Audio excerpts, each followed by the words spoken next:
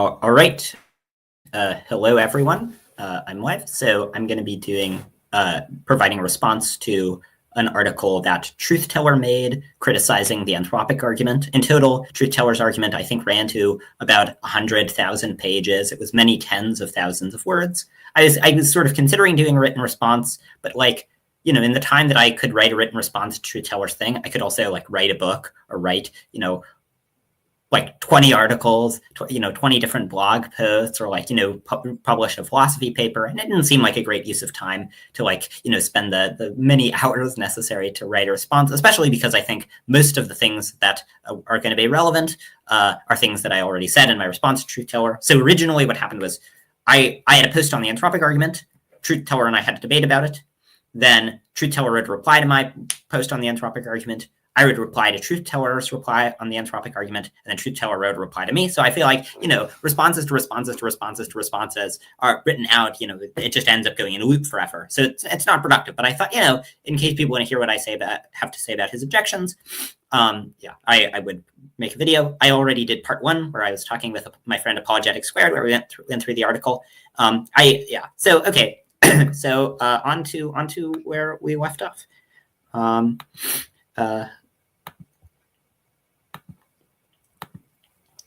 Okay, so let me just first sort of situate where things are going. So the Anthropic argument, what it says is that from the fact that you exist, so it's an argument for the existence of God.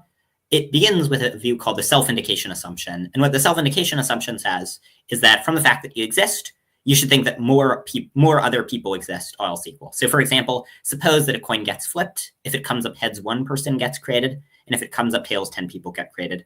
Self-indication assumption says that if you get created from this process, you should think that tails is 10 times likelier than heads, because the idea is that it's 10 times likelier that you would come to exist. So what the Anthropic argument says is it says, look, the self-indication assumption is correct. There are lots of different arguments for the self-indication assumption that I think are very plausible.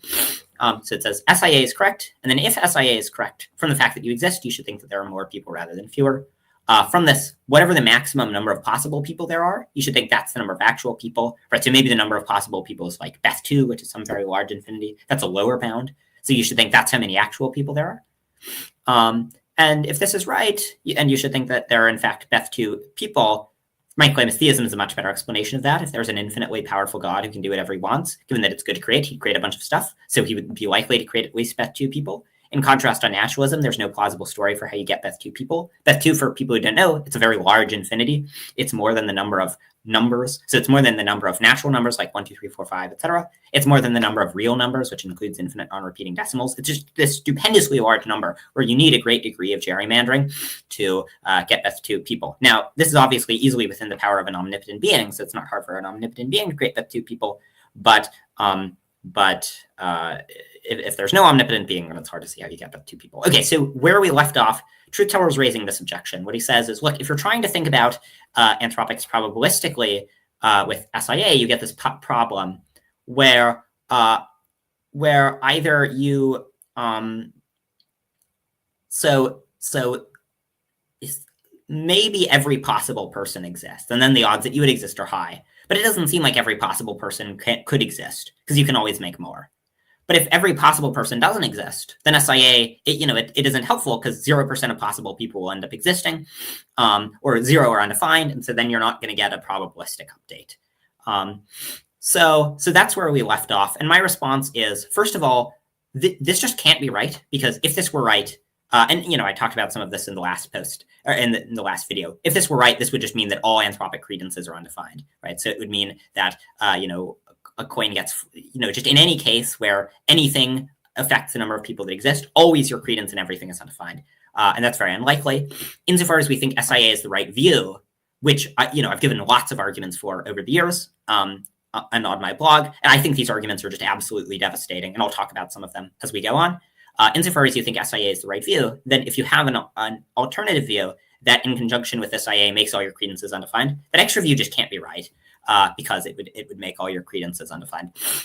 So now, the way to do it, and maybe there's going to be some vagueness, but I think, first of all, I'm not convinced that you can't get every possible person, and we'll talk about that. And I think we did talk about that on the last video, where insofar as every possible person as there are like unique individuals, you possess some unique soul. It seems like God could just make all the souls, and then this is not the sort of thing that could be infinitely duplicated, because for every person who he might make a duplicate of, that duplicate already existed somewhere else. Second of all, I think even if you reject this, it's the right way of thinking about it is not like the percentage of possible people. The right way of thinking about it is just you compare the number of people that exist across worlds, and you look at which of them has more people. So if a coin gets flipped, and if it comes up heads, one person gets created, and if it comes up tails, 10 people get created, then you should think tails is 10 times likelier than heads, even though in some sense it's the same share of possible people, because it's not about the share of possible people. That's not the principled probabilistic basis for SIA about like, reasoning as from a random share of the possible people. Instead, it's that just we have all these arguments for why you should think more people, a theory that says that there are n times as many people as n times as likely. I'll lay out 3 arguments along these lines. There are about 20, but I'll just lay out 3 of them briefly, and then I'll go on. So the first one is, insofar as, what I'm calling SIA, the idea that basically a theory that says there are n times as many people predicts your present existence n times as well. And this is standardly what people call SIA, and what, when people are talking about it in the literature, this is what they describe as SIA. But given that it's slightly tricky to precisely formalize this, they often describe it that way. Okay, so I think this is right. Well, let me just lay out 3 arguments. The first one is, if we reject this, you get cases where you can be very, very confident in the outcome of a future chancy event based simply on the fact that if it turns out some way, lots of people will be created, right? So let's imagine one person's created, then a coin gets flipped, and if it comes up tails, 9 more people get created. So suppose that you get created and you don't know your birth rank. So you don't know if you're the first person, you don't know if you're the second person, etc. Now suppose you're told that you're the first person. Well, the probability that you would be the first person if there are 10 people is only 1 in 10. Well, if there's 1 person, then it's 100%. So from the fact that you're the first person, you get a 10-to-1 update in favor of thinking that the coin comes up heads. So now, unless you accept the SIA priors, that tails starts out 10 times likelier than heads, you'll inevitably get thinking at 10-to-1 odds that future fair unflipped coin will come up heads. And this, if you now maybe on Truth Teller's view, he says that he'd say these probabilities are all undefined. But your credence in a future fair coin coming up heads shouldn't be undefined. It should be 50%. So, and you can get even more absurd results by switching around the numbers. So you can make it so that, and I have a paper on this called Alternatives to the Self-Indication Assumption Are Doomed that was published in, now I'm blanking on the journal. But anyways, you get the result that by making it so that tons of people will be created unless you get a bunch of royal flushes, you can, for similar reasons, end up being super confident that you'll get a bunch of royal flushes. Okay, so this is the first argument for SIA. So I think this shows that SIA is right, but you might still wonder, okay, maybe this shows that it's right, but what's the principled probabilistic basis for it? So the next 2 things I'm going to say are going to explicate the principled probabilistic basis. So let's just think about a simple case. So one person's created, then a coin's flipped, and if it comes up tails, then a second person gets created. I claim that if you get created and you don't know your birth rank, you should think tails is twice as likely as heads. And I have an argument for this. This argument traces back to Adam Elga. The argument is the probability that you're the first person and the coin will come up heads equals the probability that you're the first person and the coin will come up tails, right? If you know you're the first person, you should be 50-50 on the coin coming up heads. And then the odds that you're the first person and the coin will come up heads equals the odds that you're the second person and the coin has, the odds that you're the first person and the coin will come up tails equals the odds that you're the second person and the coin has come up tails, right? If you know that if the coin comes up tails, it's just as likely that you're the first person and the second person.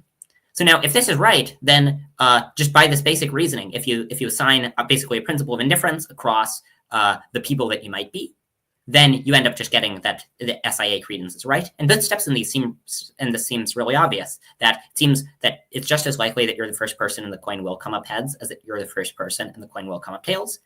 And it seems just as likely that you're the first person and the coin will come up tails is that you're the second person and the coin has come up tails. So if this is right, then you get SIA credences. And this basic point can just be applied to any case where you're applying SIA, right? So imagine, one objection to SIA is they run the presumptuous philosopher argument, where they say, imagine that there are 2 theories of physics. One says that that there's just one universe. The other says that there are a bunch of universes. SIA would say you should think that the second one's way more likely. But I think that this can show that this is correct, right? The odds that you're in universe 1 and the first theory is true equals the odds that you're in universe 1 and the second theory is true. The odds that you're in universe 1 and the second theory is true equals the odds that you're in universe 2 and the second theory is true, which equals the odds you're in universe 3 and the second theory is true, the second theory on which there's multiverse. And so for this reason, once you conclude, so for this reason, it makes sense to conclude that there's a giant multiverse. Okay, so those are two arguments for SIA. The last argument for SIA, this is the one I had a recent article about. So long as you think that the probability that you are some person, the relative probability of you being each of two people doesn't depend on the presence of other people, you end up getting SIA credences. Okay, so let's imagine a coin gets flipped. If it comes up heads, Bob gets created. And if it comes up tails, John and Jim get created. So I claim you should think that tails is twice as likely as heads for the following reason. Well, suppose that tails only created John. Well, then you should think that the odds that you're John equals the odds that you're Bob. Now suppose that tails only created Jim. The odds that you're Jim equals the odds that you're Bob. So as long as the presence of the second person doesn't affect the relative probability, so so long as the relative odds that you're John versus Bob doesn't depend on the existence of Jim, which it seems like it doesn't. The existence of Jim doesn't affect whether you're Bob or John. Then you inevitably get SIA credences. And note, when I say you get SIA credences, these SIA credences are just theory that says there are n times as many people, makes it n times as likely that you would presently exist. So you don't have to reason about reason randomly as if you were randomly selected from the share of possible people. So I just think that all this stuff about the share of possible people is just like a giant red herring and confused. Okay, so where were we? Oh, I was in the wrong place. Okay, so in arguing this, I say, so I give this case where I say, imagine that you're in Hilbert's Hotel. So Hilbert's Hotel is this infinitely big hotel. And suppose that a coin gets flipped. If it comes up heads, one room gets painted red. And if it comes up tails, 10 rooms get painted red. So suppose your room gets painted red. I think you should think tails is 10 times likelier than heads. Truth teller disagrees with this. He says this is just wrong because it's the same percent. Now, I think we can sort of try to work out the mathematical justification for it. So maybe we can do it in terms of infinitesimals. So maybe 10 out of infinity is more than 1 out of infinity. Maybe there are other ways we can do it. But I mean, I just claim this is intuitively really obvious. And so you shouldn't give it up. Now, truth teller doesn't find it so obvious. So maybe we would just agree to disagree about that. But I find it obvious. And if you find it obvious, then I think then this should update you in the direction. But I do think this is all a kind of a red herring because we have independent arguments for what I'm calling SIA, which is theory that says there are n times as many people, makes your present existence n times as likely. And then insofar as we have arguments for that, then we don't even need to talk about fractions and percentages and so on. Yeah, let's see. So that addresses that. So then moving on. So I make the point I made earlier that if his argument were right, that basically all these credences turn out undefined, then you would just inevitably then Anthropics your Anthropic credences would all turn out undefined, and then you would this has very counterintuitive results. Like it implies that in a case where a coin gets flipped, if it comes up heads, 1 red-shirted person gets created, and if it comes up tails, 1 red-shirted person and 4 blue-shirted people get created. It implies that upon getting created with a red shirt, your credence in the coin having come up heads should be undefined, which is really weird. So truth teller says that this is a massive overstatement to the point of being misleading. My critique only implies that this inference starting from SIA to updating in light of your existence to more observers within a finite universal class of observers fails. It doesn't entail that any and all anthropic reasoning in infinite classes is doomed. Most, it undermines a kind of inference and prompts a reevaluation of how we might apply such reasoning when dealing with infinite possibility spaces of observers. So an infinite universal class of observers. I don't understand quite what this means. updating from a universe, like maybe the idea is just as long as there are infinite possible people, there's an infinite universal class of observers. But obviously there's an infinite universal class of observers in this sense. The number of possible people is not finite. So if this is right, then it really does affect anthropic reasoning. I'd be curious for a truth teller to tell me, okay, we have these arguments for SIA, these arguments that imply that upon finding out that there are, say, 10 people, you should think 10 to 1 odds that in a coin flip case where heads is 1 person gets created, tails is 10 people get created. We have these arguments for why you should think that tails is 10 times likelier than heads. Now, I want to know where that argument goes wrong.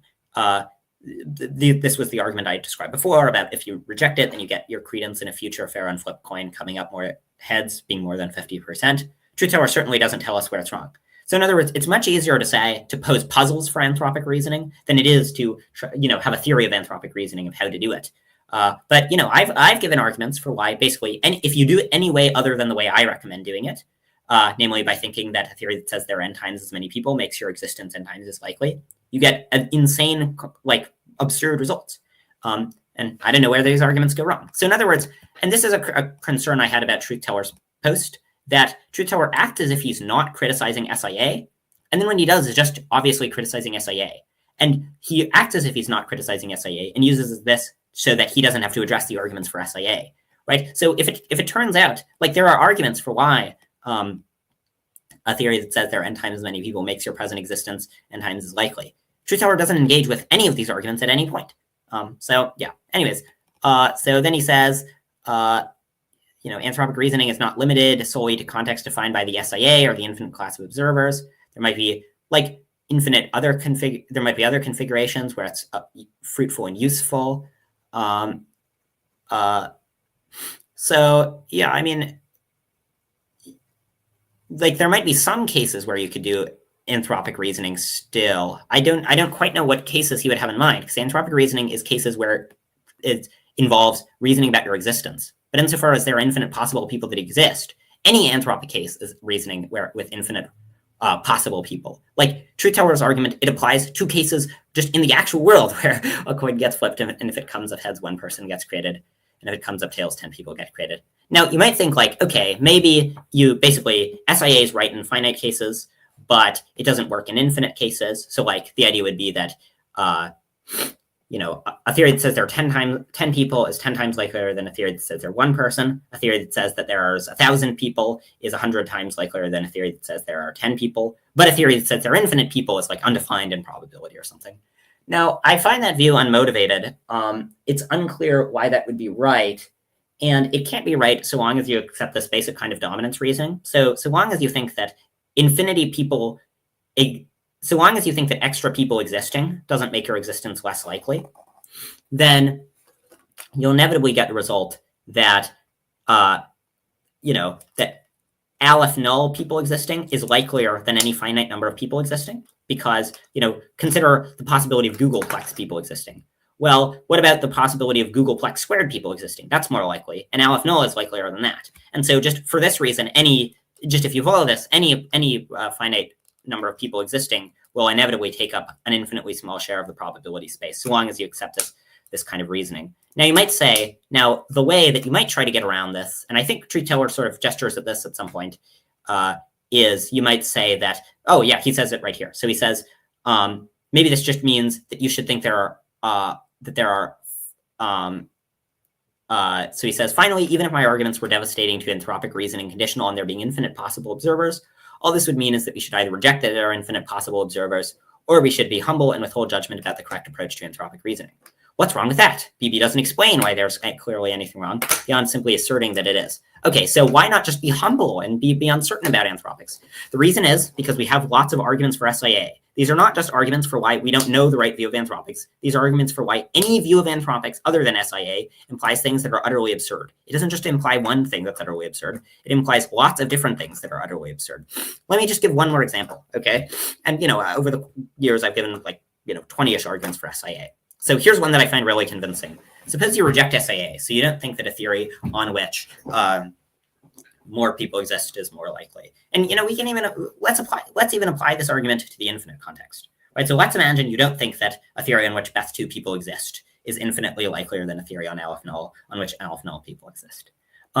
Suppose that a coin gets flipped, lots of coins being flipped. And if it comes up heads, Beth2 people get created. And if it comes up tails, Aleph null people get created. So on this view, you would either say maybe if you get created from this, the probabilities are undefined, or the probabilities are infinite, or maybe the probabilities are equal, something like that. Now here's the worry. If you say that, then so now let's imagine that this coin keeps getting flipped once every billion years. Well, if the coin keeps getting flipped, then you should obviously have a credence of 1 in the coin having come up heads, because 100% of people, Beth2 is much bigger than Aleph null. 100% of people are created by who get created by this process. If the coin keeps getting flipped, are created in the Beth2 world. They're in, so long as it ever comes up heads, that means infinite times as many people are in the Beth2 worlds as the Aleph null world. So then this means that if you reject SIA, and this includes rejecting what I'm calling SIA, which truth teller is calling just a version of SIA. If you reject SIA, then you get the result that whether or not your credence in a coin coming up heads that was flipped like yesterday, that is such that it creates Aleph null people of heads and Beth2 people of tails, your credence in it coming up heads should depend on what was happening a million years ago that was causally unrelated. And you can get the same point with, imagine the coins are being flipped in like different universes or something. So you just get this utterly absurd result that your credence of the coin being flipped, that was flipped coming up yesterday, depends on totally causally irrelevant things that were happening a billion years ago. This is just like a terrible result. And this result follows from any non-SIA view. It follows from compartmentalized conditionalization. It follows from the self-sampling assumption. And it follows from any view that doesn't accept the presumptuous philosopher result. It follows from any view that does not say the tails, in this case, is infinitely likelier than heads. Because it's obvious, because in the case where the coin is flipped in every universe, where the coin keeps getting flipped, 100% of people are created by the coin flip that creates Beth2 people. So then in order to reject that the coin that creates Beth2 people is infinitely likelier, you have to think that the coin that whether the probability of the coin coming up heads depends on what was happening a million years ago. So, and again, this is just one argument. There are lots of arguments for it. Some of them I've published on in my paper, Alternatives to the Self-Indication Assumption Are Doomed. Others of which I've written about on my blog. So, okay, moving on. Oh, sorry, no, not moving on. So then he says, why not just reject that there are infinite possible observers? Well, as I described before, if you reject that there are infinite possible observers, I mean, first of all, this just seems really absurd. Like, it seems like you could make at least infinite copies of people. It seems weird to think that like there exists some number n such that after you have like n babies, like n offspring, you just can't make any more because you're out of possible people. That seems very strange. And second of all, if you do this, that, again, for the reasons I described, you end up breaking anthropic reasoning, where so long as you have any non-zero credence and there being infinite possible people, you'll end up on SIA being infinitely certain that there are infinite possible people, because the theory on which there are infinite possible people makes it, that strictly dominates any particular theory on which there's any finite number n of people, and so then it will just dominate any number of people, and so it ends up getting 100% of the probability space. Okay, so and then also we have arguments for like we have SIA implies that more people existing is more likely, so you should just end up certain that there are infinite people because it makes it infinitely likelier that you exist. Okay. Now he says, next, BB addresses my preemptive rebuttal to the claim that God would create all possible people, not just the same cardinality. He says,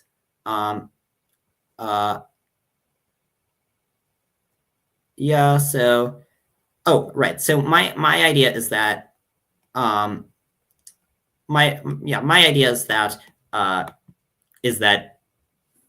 so Truth Teller at some point says, God would just create Beth2 people, and then just stop. He has no reason to create every possible person. Now, I think this is very silly. After God creates Beth2 people, if he hasn't created every possible person, well, then he'd keep going until he creates every possible person.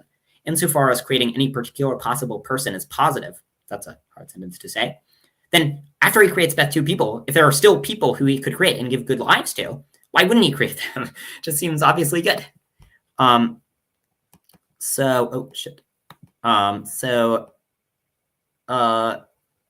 And like, and so I give this example where, so suppose that, that the future is infinite, right? And you'll get stabbed. You'll get stabbed every day of the future. Someone offers you either I'll stab you once a day or twice a day.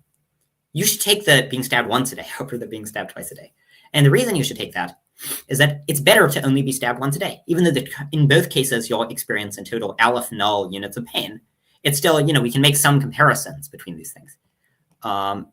So truth teller asks, but why believe this? Having a proper subset of the subset of happy people would be less valuable than having the complete set solely in virtue of the fact that the complete set has all the happy people of the proper subset and more. It would be true in the case of finite sets. But we're talking about the case where we both have two infinite sets with the same cardinality, which means the exact same amount of happy people are created in both cases. Okay, so he's asking, like, after you create that two people, why create more? You've already it's not like creating more people is there are more people at the end of it, and in both cases there's the same cardinality of people. So I don't think this is the right way of reasoning about ethics. So for example, consider the knife case I gave before. Even though it's the same cardinality of units of pain, it's still more total pain. In addition, so imagine you've created imagine you find out that the universe is infinite and that there are basically, and that every person has a good life. It seems like it's still good to create more. Like, suppose you were thinking about having a child, and the universe, and you learn the universe is infinite, so that there are already infinite happy people. That doesn't affect whether it's good for you to have a child, right? Even though the total amount of good stuff is the same, there are still good stuff that you add to the world that wouldn't have been there in the absence of it. Richard Chappell has a paper called Value Receptacles, and the point that he makes is that what matters is not like humans are not just vehicles for the reason why it matters to make people better off isn't so that you rack up the number of utility points that you get. It's that you want to rack up the number of utility points because you want to do things that are good for individual people, right? So you want to, it's the reason why it's good to help to increase utility is because it's good for particular people. So by this rationale, if something is good for particular people, even if it doesn't increase in some sense the total aggregate amount of goodness in the world, if it's good for particular people and bad for no one, then it's good to do. And otherwise you get this very strange result whereby whether or not it's good for you, the world, whether or not it's good for a person to come into existence and live a happy life depends on what's happening galaxies way, whether there are lots of other happy people galaxies way. And we can make this result worse. So imagine rather than being about happy people, imagine it's about miserable people. So imagine we learn that, in the universe is just filled with miserable people. There are infinite of them. Would this make it so that it's not at all bad to have a miserable child who has a miserable life? No, it doesn't seem like it would affect its desirability at all. So for this reason, for this reason, this just seems like a strange ethical view. Wait, sorry, one sec. I'm gonna post the link to on Substack to see if other people want to watch the stream.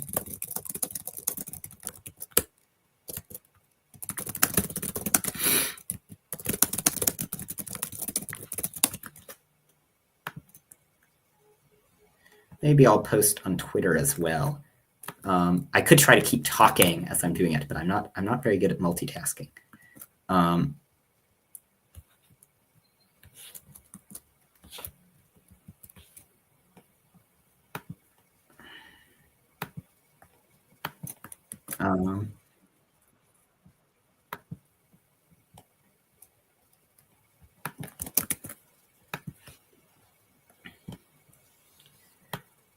Okay. Yes, so I'm back. And yeah, thanks to the three of you who are watching. Is everything fine with my audio and stuff?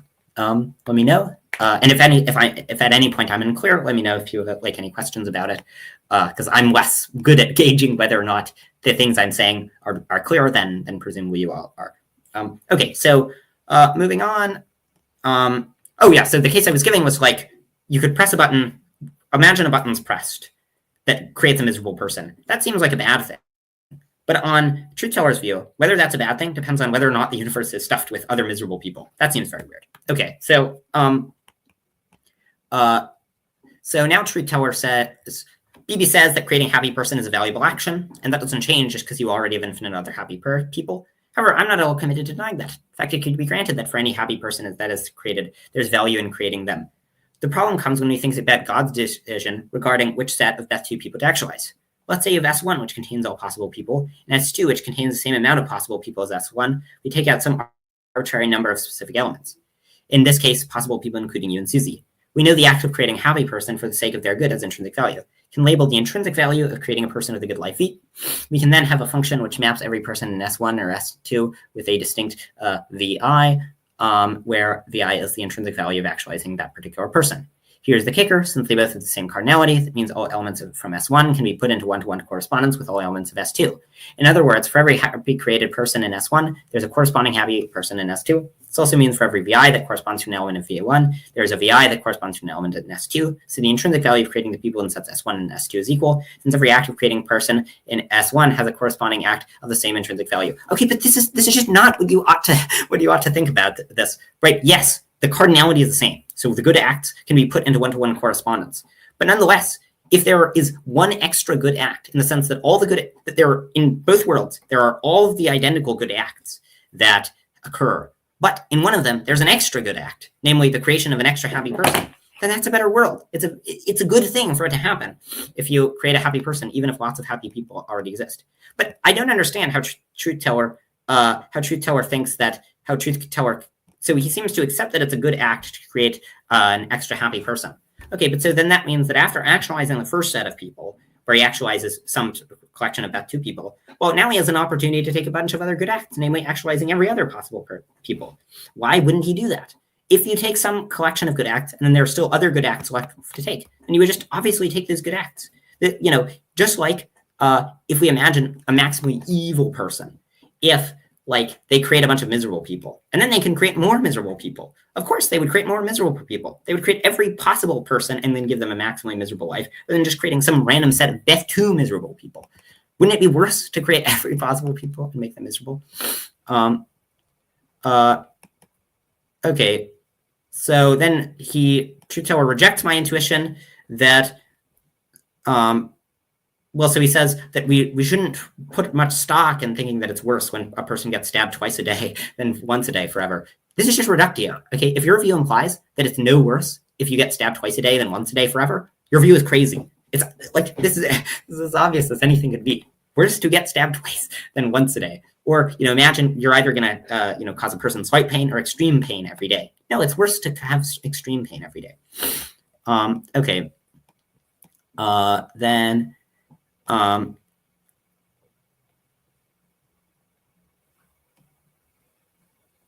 So then he says it would have to be that for every individual day, the suffering the person undergoes is more intense and painful. Right. So I was giving an analogy, which is that the way you look at the comparative value of worlds is that you don't just look. Truth teller's claim is if you want to look at the comparative value of worlds, what you do is you look at the cardinality of the good and bad stuff, and that's where the analysis ends. My claim is this is a very bad way of looking at the value of worlds. It does not comport with our intuitions at all. It has very silly implications in the stabbing case where you get stabbed once or twice a day forever. And there's nothing plausible about it. So yeah. Okay. Anyway, next. So truth teller accused me of being inconsistent, and he says, I'm relying on intuition at various points in the argument, but I ignore that my position is counterintuitive. That it's counterintuitive to think that there are uncountably infinite people. So I think there are some things. So things can be counterintuitive in different ways. One way in which a thing can be counterintuitive is that it just sort of seems a little bit weird, but doesn't actively, upon reflection, strike you as false. And this is what I would claim about the creation of every possible person, right? So, quantum mechanics is sort of counterintuitive in this sense, right? Counterintuitive, like it's weird, when you think about it. But when you reflect on what's true of quantum mechanics, it doesn't actually strike you as false. There doesn't seem to be anything impossible about it. There aren't good arguments against it. It just seems like a weird way for reality to be. But insofar as we have an argument for why it's good to create every possible person, and God is maximally good, well, then God would make every possible person. I don't see it there that there's anything weird about it. If anything, the thing that's strange is that God would just limit himself to creating some subset of possible people. Like he creates 100 billion people, and then he just stops there.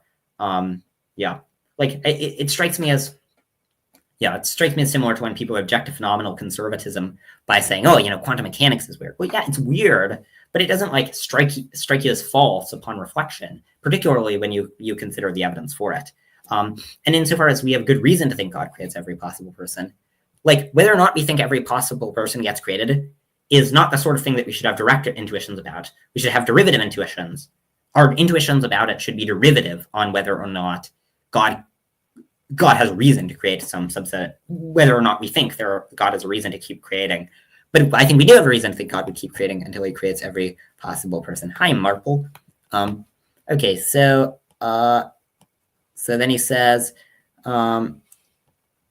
especially since it looks like they can be explained by infinities having weird properties that don't conform to my intuitions. If I want to dismiss intuitions that count the other way as just sounding weird without giving a principle of criteria for which intuitions count, there's nothing to stop me from playing that game too. Okay, right. So it's hard to figure out exactly which sets of intuitions count, but I guess I did give a principal distinction, which is that one set of intuitions is derivative on the other. Right. So when you think about whether God would create every possible person, you shouldn't just have direct intuitions about it. It should be derivative on the strength of your reasons to believe in other stuff. In contrast, I think you can have direct probabilistic intuitions, right? So the basis of your intuitions about probability shouldn't like depend on like you directly have the intuition that a coin will come up heads half the time. The other thing is, I think it's suspicious that that you would have direct intuitions about whether some possible world is actual. Like you might have intuitions about whether a possible world is actual based on the possible world, like comporting poorly with theoretical virtues. But insofar as it comports fine with theoretical virtues, I don't see what's wrong with thinking that,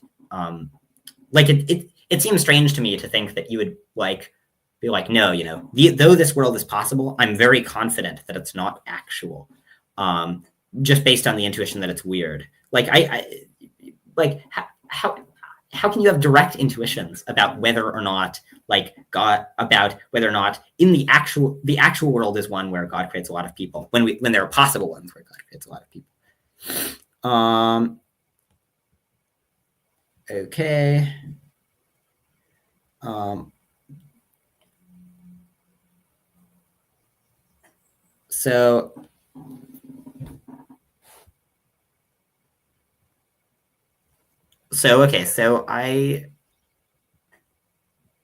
So the claim is, I don't quite understand the claim now. So I say, truth teller claims that it's counterintuitive that there are Beth2 people because there isn't a procedure for mapping the actual people onto the set Beth2. Now it's true that there isn't an obvious procedure of how to do this. I don't know exactly how to map them, right? I couldn't tell you the function that pairs each of them with the others, but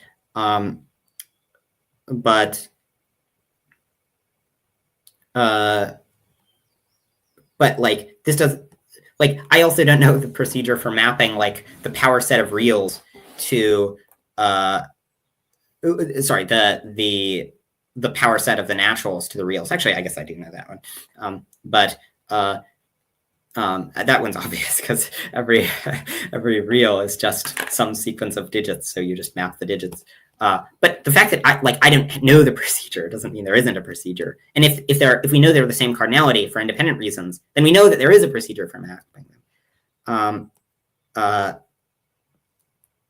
So now I think Truth Teller misunderstands what I was saying. I wasn't saying that there isn't a mapping procedure. I was just saying I don't know the mapping procedure. Right? The way that we figure out which cardinalities are of the same, which sets are of the same cardinality, is by doing the mapping procedure. But I just might, you might be ignorant of some particular mapping procedure. Yes, Marple says the people on the Reddit seem to misunderstand the anthropic argument really badly. It's funny. Yes, I did post this on debate atheism Reddit, and the responses were hilarious and very badly confused. It was pretty funny. So I'll give Truth Teller some credit. His responses were better than the atheists on the subreddit. But so like the way that you might figure out that two sets are of the same cardinality by having a mapping relation between them. But you might figure out that they're of the same cardinality by deducing it from other stuff. So the way we know that there's a one-to-one mapping between the collection of possible people and something else that's bet2 is that we know that the collection of possible people is equal to the number of arrangements of points at least. Even if you can't have two exact duplicates, assuming reality is at least possibly composed of points, then there are bet2 different ways of rearranging points because there are bet1 possible points, and so there are bet2 possible people. And then just if two things are both bet2 in cardinality, then you can put them into bijection. So this just like totally misses what I was saying. Okay, but maybe I missed his point. Okay, so second, BB misconstrues my point in that section, though perhaps I could have been more clear. It wasn't simply that being unable to list the real numbers prevents us from having a bijection on a set as large as Beth1 or Beth2, or is it simply some argument from ignorance about our lack of knowledge about a way to map concrete people in the world to a higher order infinite set? There's a positive intuition that it is impossible to do such a mapping. For any amount of actual people, even if there were infinitely many, it seems we can conceptualize them as first, second, third, and so on, mapped to 1, 2, 3, etc. But we never at any point be able to map people to irrational numbers like pi or complex subsets of real numbers. There could at never a point be a 1.785. Okay, so it seems like the intuition is that that the number of possible people is something that you could map to their naturals. What? I don't have this intuition. Like, I don't have any intuition about the number of real people and whether it could be mapped to the naturals. Like, suppose that you take me, that God takes me and he duplicates me Beth2 times. Well, then you couldn't map that number of people to the naturals. Like, how in the world do you have direct intuitions about the number of possible people? This seems very strange. Okay, so next, Truth Teller says, next, BB applies to my objection that while all else equal, SIA will lead us to favor hypotheses with more observers. The total evidence does not favor with more observers. More observers makes your existence more likely. They also make you less likely to be you and not someone else, as there are more possible identities to assume. BB starts with a flaw. Okay, I have two problems with this. First, it's wrong as a matter of probabilistic reasoning for reasons I'll explain in a moment. Second, it's not SIA in any real sense, and as a result, every argument for SIA is an objection to this view. I will not repeat. You're right. So yes, I give basically two replies to this. The first one is that, like, if this is right, this is just not SIA, and so if we have in principle reasons to think SIA is right, then we have reasons to think this is wrong. Now, of course, addressing this would require engaging with the arguments for SIA, which Truth Teller never does. Right. So I think this is a first problem. Second problem is this is wrong probabilistically. If you look at the like principled probabilistic bases I gave for SIA, like none of them have this problem, right? So think about the ELGA argument, for example, right? So imagine one person's created, a coin's flipped if tails, the second person is created. Well, the argument just assumes the odds on the first person and the coin will come up heads equals the odds on the first person and the coin will come up tails. The odds on the first person and the coin will come up tails equals the odds on the second person and the coin has come up tails. And so from this, the tails is twice as likely as heads. Okay, how in the world does that assume that this doesn't afflict that? Now there's a way of glossing the kind of intuition behind SIA where it's just like, if there are more possible people, then it's likelier that I would be one of them. What Truth Teller says is, yes, it's likelier you'd be one of them, but it's less likely that you would be you. I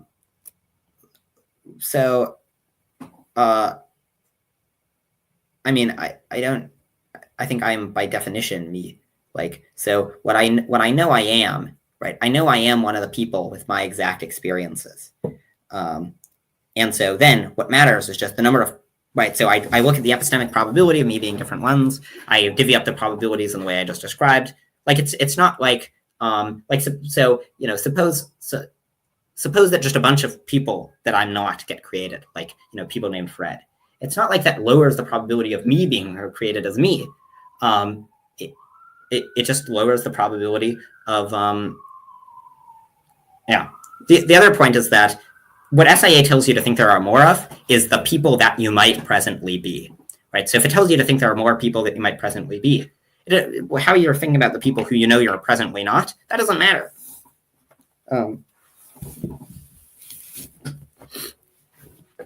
Right, SIA is just saying, of the people that you might presently be, split up your credences across them. And if there are more people that you might presently be, that doesn't like lower, if you just divvy up the probabilities in the way that I described, that doesn't lower the probabilities. Right, so while I think that truth teller's argument, it would work for if there are people that you know you're not, right? So let's imagine that a coin gets flipped, and so, my name is Matthew, right? So let's imagine a coin gets flipped. If it comes up heads, one person is created. If it comes up tails, 5 people are created. So suppose I get created from this process. And then I learn, I know my name is Matthew, and I know that the people who get created, if the coin comes up heads, it's just Matthew, and if it's tails, is, John, Ted, Fred, Jack, and Matthew. Well, then I should be 50-50 because there are the same number of people that I might presently be. So while it may be before I learn this likelier that I would be one of them, after I learn who I am, it becomes less likely that I'm one of them. Okay, so I think this objection does not work. And this is basically the objection behind the, this is basically the inverse gambler's fallacy charge against the multiverse, where the idea is like, if there are more people, there are more universes, it's less likely you'd be in one of them. I've explained at some length why I don't think this works. Okay, so he repeats his claim that it's not an objection to SIA. Right, so he says it's unclear how the total evidence objection undermines bare SIA as formulated by Bostrom, right? But look, okay, it doesn't need to undermine the bare formula. Like the thing that the arguments for SIA get purchased from is not the bare formalization, is not the bare slogan given by Bostrom, which was, I think, a very poor definition. I don't think Bostrom gave a good definition because I don't think it captures the spirit of SIA. Because he just says, all else equal, you should think there are more people. Well, but if a theory says there are a million times as many people and you think it's 1.2 times as likely, that's not really SIA. And none of the arguments for SIA are for that. In a paper that I'm currently writing, I give a more precise formulation of SIA. But I mean, the way to think about it is just a theory that says there are n times as many people that you might presently be, or more precisely time slices. There's something more precise than that, but I won't get into it. That predicts your present existence n times as well. Okay, so yeah, so he says, it doesn't undercut it because it explicitly relies on SIA. I addressed that. So yeah, and I explain my point about the inverse gambler's fallacy. So just as long as we're precise about which one you are, then this total evidence objection doesn't get off the ground. So coin gets flipped if heads, one person gets created. If tails, 2 people get created. If you just split up your credence across the people that you might presently be, then you'll end up thinking, 1/3 odds you're the first. So the odds that you're the first person and the coin came up heads equals the odds you're the first person and the coin came up tails. The odds you're the first person and the coin came up tails equals the odds you're the second person and the coin came up tails. So all in all, tails is twice as likely as heads. So that's the basic argument. So then he says, he's confused by how it follows from anything that I say that the view fails as a matter of probability. Well, it fails because it shows the probabilistic. So it shows how you're supposed to reason probabilistically about the fact that you exist, right? So the idea with the total evidence objection is that the idea is if there are more people, then it's less likely that you would be you. So this is in some sense right. So, but it's hard to describe. It can't be right. It's only right up until you have some specific account of the people you might be, right? So let's imagine I don't know my identity, right? So a coin gets flipped. If heads, just one guy, Matthew, gets created, and if tails, Matthew and John get created. It's true that so before I know that I'm Matthew, it's true that I'll think it's twice as likely that I would exist if the coin came up tails, but half as likely that I would be Matthew. But then after learning that I'm Matthew, then I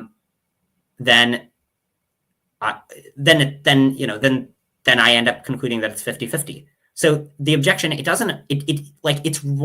right when applied to people that you know you're not, but that you think you might be and then learn you're not.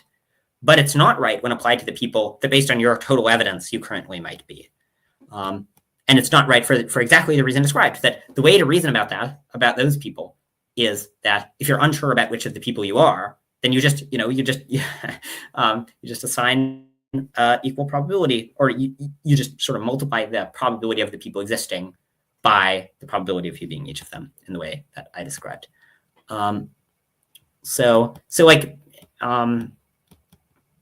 And if you try to apply it there, right? So let's imagine coin gets flipped. If heads, one Matthew gets created. If tails, two Matthews get created. If you try to apply it there, then, well, so let's give each of the Matthews names, right? Let's call them Matthew sub 1 and Matthew. Matthew sub 1 is the first Matthew. Matthew sub 2 is the second Matthew, right? So if it turns out that I'm Matthew sub 1, then it's 50-50, because both theories predict Matthew sub 1 gets created. And it's not like, well, maybe I'm Matthew sub 2. No, we're stipulating that I'm Matthew sub 1. If I'm Matthew sub 2, then it confirms theory 2, right? So my existence either is no evidence either way, or it's evidence for theory 2. And then if you're precise about the way to do it probabilistically in the way I described, you get tails being twice as likely as heads. I lay this out in more detail in my post on the inverse gambler's fallacy argument. Okay, the recap. Okay, so I appeal to proper classes. I talked about that in the last video. Proper class is too large to be a set. I think they work, and you'll just end up concluding that that's the number of possible people if you adopt SIA. No need to go over these again. I addressed them in the last video. Let's see, is there anything I haven't gone over? So in the last video, it talked about the Cantor stuff and whether a set of all possible people is equivalent. Whether if a set of all possible people can't exist, then you can't have a God actualizable state of affairs. Okay, so we addressed that. So now moving on. So the rest of these arguments, I think, are none of them just have any, none of them affect the Bayes factor of SIA at all, or sorry, of the Anthropic argument at all, right? So the arguments that follow, I think all of them, maybe there are some exceptions, but most of the arguments that follow are along the lines of, look, it's unlikely God would create. If he creates, he wouldn't create stuff like us, et cetera, right? But this all, you should factor this into your credence in theism before reflecting on the Anthropic argument, right? So what I claim is, what you should think from the Anthropic argument is you should reflect on what the self-indication assumption is and think, oh shit, that makes SIA way more likely. Now, if you thought that God wasn't going to create any possible person, right, that God wouldn't create at all, or that God wouldn't create creatures like us, then you already would have been in a position where you would have rejected SIA, or sorry, you would have already thought theism was likely false. So of your credence in theism that you should have had prior to considering this argument, it should all have been occupied by worlds where God creates creatures like us. Now maybe that makes theism really unlikely, but if you're going to be loading these arguments into the evidence against theism, then it's only fair that I get to load other arguments into the evidence for theism, and then it just becomes this giant clusterfuck where we're not considering these arguments on their own, right? So then I could in a similar way say, part of the Anthropic argument is that you exist, at least, for every possible person to exist, you have to exist. Oh, what do you need for that? You need consciousness, you need psychophysical harmony, you need fine tuning, you need hexades, whatever, and then it just becomes this giant mess. It reminds me of when people respond to the problem of evil by saying, imagine you're responding to the problem of evil, and you say, actually, evil's evidence for theism because evil stuff is contingent, and contingency requires God. like, yes, technically evil stuff is contingent. And so if it is contingent, then it does have then like it would affect the relative probability. But it's just sort of it is a separate argument. It's an argument that can be made totally independently of the anthropic argument. And it won't affect the Bayes factor of the anthropic argument at all, right? So learning, if you didn't know about SIA, and then you learned about SIA and learned about the argument for theism, none of these points affect the Bayes factor of that at all. None of those affect the degree of the update in favor of theism one bit. So it's totally unclear how they're supposed to be objections to SIA, just like the contingency argument is not an objection to the problem of evil. I also think these are mostly very poor arguments, though one of them is interesting. But the others, I think, just fail. Okay, so let's talk about these. Okay, so Beebe addresses my point that it's far from clear that it is always good to create a happy person and give them a good life. As this assumes certain controversial views in population ethics, it assumes that antinatalism and person-affecting views are false. He says, so Truth Teller said, in order for it to be good to create in order for you to think God creates every happy person, then you have to think antinatalism is false, but maybe antinatalism is true. Okay, a couple of problems. First of all, antinatalism is definitely false. I have a paper out called The Sequence Argument Against Procreation Asymmetry, where I argue antinatalism is false. So check that out if you want a more sustained attack on antinatalism. But right, so it's true that if you knew antinatalism was true, then you would think God wouldn't create at all. But your credence in theism should already be occupied all by worlds where antinatalism is false, right? So your working theistic hypothesis prior to considering this argument should be one where antinatalism is false. Because if antinatalism is true, that's already an objection to theism.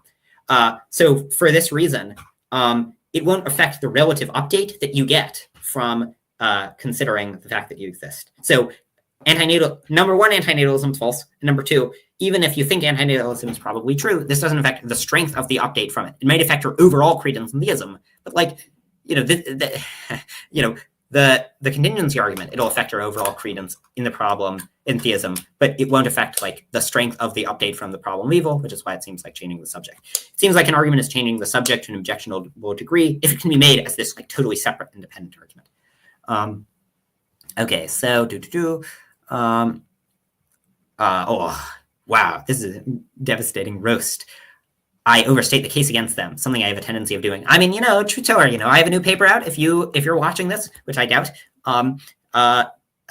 if you want to read my paper and tell me where I go wrong, happy to discuss it. And for the record, Truth Teller, if you're watching this, I'm happy to have a debate about the anthropic argument at any time.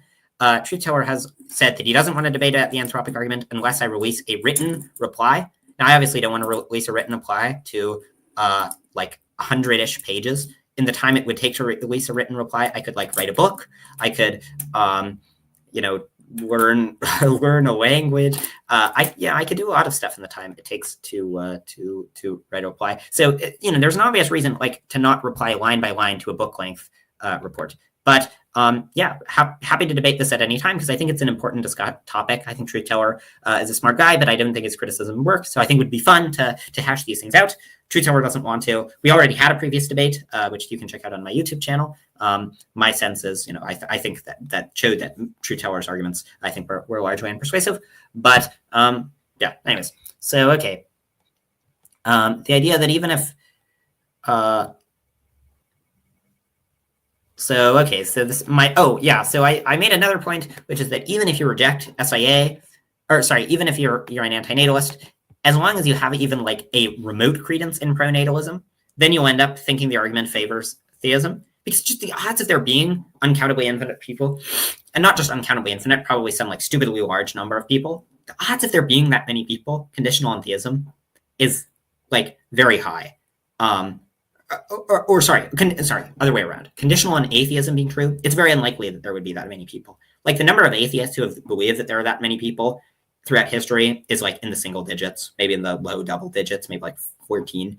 It's not at all what you'd expect on atheism. I think there's literally no coherent atheistic view that I know of that predicts that many people. Maybe one. It gets tricky for some of them. I think all the views that get this many people, they have the problem of undermining induction. But so I think there might be literally zero viable atheistic views on which you get this many people. So anyways, the odds are just vanishingly low on atheism. So even if you think the odds are even like 1% on theism, I think this will still give you a big update. So Truth Teller says, okay, you should update in light of your existence on theism plus such and such. Okay, and sorry, so let me just lay out, actually, before I respond to this, let me just make another point. What I'm hoping the Anthropic argument will do, and this is what I see out of a successful argument, is that if you're on the fence, or even if you're not on the fence, but you're like nearish on the fence, so like 90-10 in favor of atheism, I think the Anthropic argument should convince you. Now, if you're 90-10 on atheism, the theistic view that you have that occupies 10% of the probability space is a theistic view, obviously, on which God creates, on which he creates creatures like us, right? Because we know that there are creatures like us. So, that's already going to be the 10% of the probability space on which, basically antinatalism is false, God has a reason to create it, and so on. Now, if this is what the 10% of your probability space is occupied by, which it has to be, otherwise it's just directly confirmed by your experiences, then it'll end up being then you'll just end up getting a massive boost. Okay, Marple asks, you said there's one naturalistic view that maybe predicts death to people. What is that view? Good question. So there are two that I've heard. One of them is very unclear. I think this one would undermine induction. So one thing that Joe Schmidt has proposed in response to the argument from nomological harmony that might work here is that the idea is that a bit of a digression, but sure, I'll go on the digression. So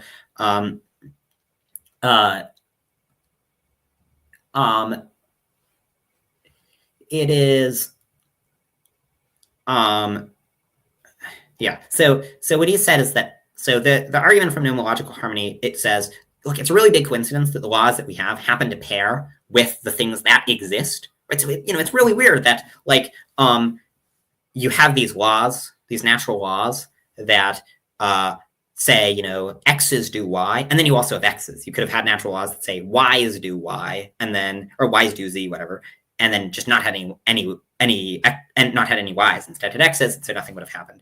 Now, what Joe says is maybe there's only one set of laws, but the initial arrangements of the universe, there was like an infinite multiverse with every possible physical arrangement. So most of them lie dormant, but some of them do stuff. That one I think would undermine induction, just because there would probably be infinite worlds where they're inductive and infinite worlds where they're not inductive.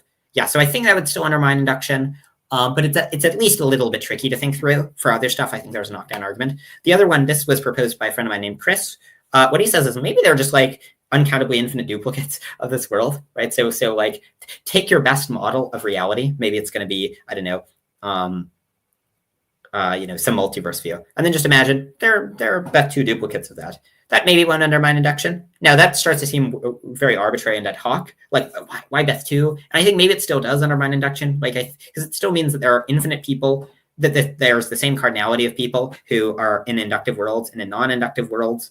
Now, you might say that applies to theism as well, but I think theism can get around that by saying that for every particular person, they're most likely in an inductive world because God places people in worlds optimal for their flourishing.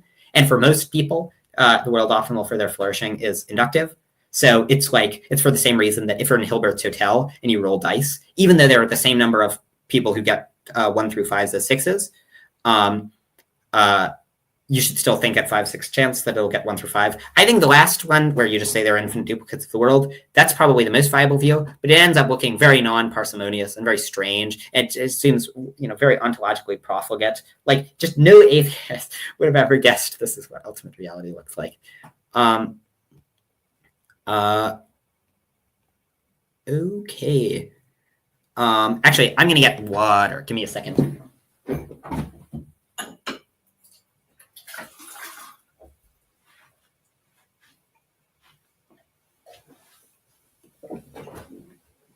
Okay, I'm back. So, so I say I have this recurring theme that I say, even if you think that God creating has a low probability, you should update in light of your existence to think that it's right. So he says, first, that the existence significantly boosts the probability of theism doesn't hinge on pronatalism, hinges on a more specific interpretation of divine motives. But right, so it has to think that God would keep creating. Right, so it's true that yeah, it's true that the probability that if you think like each of these things cut the probability, then maybe enough eventually this is enough to make theism lower than naturalism. But I guess there aren't that many of these. You would have to have very low credence in each of these things. So like in other words, maybe this cuts it a little bit. But I mean, as I said before, I think this is largely irrelevant to the specific point. Because for the reason that I described, which is that that it doesn't affect the specific Bayesian update because the theistic hypothesis that you were considering prior to this is one in which God creates every happy person. Okay, do I think that the priors of any of those two proposals compete with theism? No. So I think I think theism and naturalism have probably similar priors, but I guess theism is higher. These have a extremely small share of the probability space conditional on theism, while the others have very high share of the probability space. Sorry, conditional on naturalism, while the others have a large share of the probability space conditional on theism. They're also very weird and seemingly arbitrary and ad hoc, so not clear why we'd buy them. Right, but I mean, the point is just the odds are so low on naturalism that you get this many people. It requires such a specific share of the naturalistic probability space that it's still going to be very, very bad news for naturalism. Okay, then he says, second, Beebe assumes without any justification that it's methodologically sound to update our beliefs about ethical views like pronatalism based on their utility in explaining the data when combined with theism. But I'm not at all inclined to grant him that much. Taken ethical views are the kind of things that must be independently justified by virtue of their accordance with our moral reasoning and practices. They can't be adjusted at our behest based on what accommodates the already suspected observed data. So okay, I don't. I don't think this is right.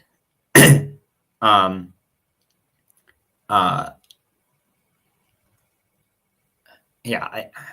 So suppose that we learned that God has. So suppose that there's a sign in the sky that says "Made by God." It would be reasonable to, if we see that sign, update in favor of the existence of God, and consequently update in favor of the conjunction of God existing and having a reason to put that sign in the sky. In a similar way, if we have good reason to think every possible person exists, and this is very unlikely on naturalism, then this gives us an update in favor of God exists plus the ethical claim that God creates every possible person. Like if you find that God does X, then your credence in X going up should go up. And if you find out that the probability of X you find out X happens, and it's super unlikely that X would happen if God doesn't exist, then as long as the probability isn't similarly low if X does exist, so as long as the probability is not vanishingly small, then you should think it's way more likely that God does exist. So he says, relatedly, I suspect there might be a looming circularity worry. Why do we exist? God creates us. Why think God would create us? Because such and such ethical assumptions. Why think such and such ethical assumption is true? Because it explains why God would create us. No, so the idea is that you start with some credence in the ethical assumption. Right, you start with some credence in God having a reason to create a bunch of creatures like us, maybe 1%, and then you learn, oh, we exist. Then you learn a bunch of creatures like us are created, and the probability of a bunch of creatures like us being created is much higher if God exists than if God doesn't exist. Well, so now you get a massive update in favor of thinking that God exists, so for this reason, after getting this massive update in favor of thinking that God exists, God exists and a bunch of people get created. And so then you have a reason to think that God created a bunch of people. And so then there's a moral reason to create a bunch of people. It would be think about the sign in the sky case. So I currently have a low credence in God having a reason to make a sign in the sky that says "Made by God." But now suppose it appeared. Well, then I would say, okay, probably there is a good reason to make a sign in the sky that says "Made by God." And it wouldn't be circular to say to update to say, well, why think God made it is because it appears. It's that, so you see it appears, you see the probability of it happening is higher on theism than on naturalism, and so then you end up concluding that theism is likely true and likely the explanation of the sign in the sky. And so then, given that theism is true and is the explanation of the sign in the sky, then you end up concluding that God is the explanation of the sign in the sky. No circularity there. It's weird to just like talk for hours into the ether. Well, just 1 hour at this point.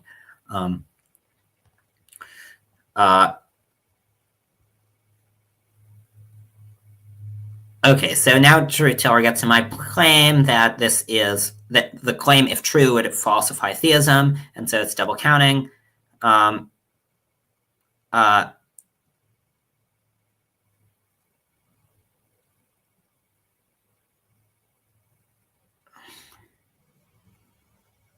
Yeah, so he says, in Bayesian context, when examining conditional probabilities such as Py given T, we are making antecedent probability judgments, meaning we put aside our knowledge of the relevant data, including any evidence of creation and imperfect creatures. No, well, I don't.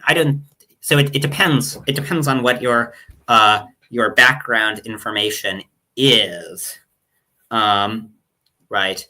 So I think generally when you're comparing, when you're looking at some specific argument, what you want to have in the background is the stuff that you consider other than the stuff that you would naturally consider other than the argument, right? So when evaluating the argument from psychophysical harmony, right, you can always say, oh, psychophysical harmony,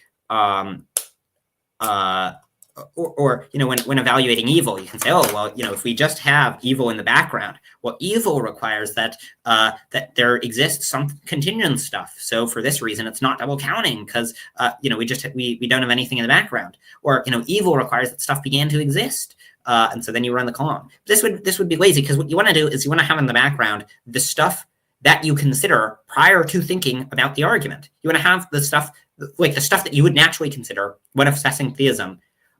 Before learning about the argument. So generally when you hear a new argument, the way you should do the Bayesian updating is pretend that you had come about your credence in theism without thinking about the argument. And then you heard the argument. And then you look at how you would update. And my claim is that, well, what you would include prior to considering the argument, you would look at the probability that God would create. You would look at the probability that he would create creatures like us. You would look at all these things. And then you learn that we exist. And so then it raises the probability that that God would exist. So the stuff should already be in the background. It's wrong for the same reason that using contingency or the fact that bad stuff exists and running the moral argument in response to the problem of evil, or saying, oh, evil is contingent or evil changes, and then running the argument for motion. All of this is just obviously a cheap dating trick rather than a serious objection to the argument.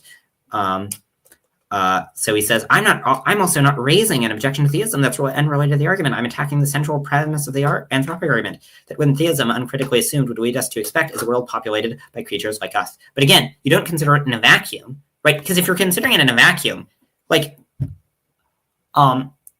there are just a million factors that affect it in the background, right? So if you're considering it in a vacuum, there are loads of things that you have to consider. You have to consider the odds that any creatures would exist. Okay, I claim that the fact that any creatures exist massively favors theism. What do you need for creatures? You need physical stuff. You need laws. You need the laws to apply to the physical stuff that exists. You need them to form complex structures. You need fine-tuned constants. You need consciousness. You need harmonious consciousness. You need the things that give rise to consciousness to arise. Insofar as it's creatures like us, you need moral knowledge. You need hexades because there are specific creatures, and I think there are just loads of things like this that are going to go into the criticism. But if you just look at the things that affect the central premise on one side but not on the other side, then it's unfair. And if you look at it on both sides, then it's just a mess where then we're just basically, before evaluating any particular argument, we're looking at some massive cumulative case. So I don't think this is the right way to go. The right way to go, again, is to think about what would be the working theistic hypothesis if you hadn't considered the argument versus if you had. And then you think about the argument and see if that gives you an update. Okay, so now he says, nevertheless, if I'm being charitable, Truth-teller is a charitable guy. What BB means today is the following. When considering the anthropic argument, we must hold certain data, K, in this case, the existence of the universe that God created in our background knowledge.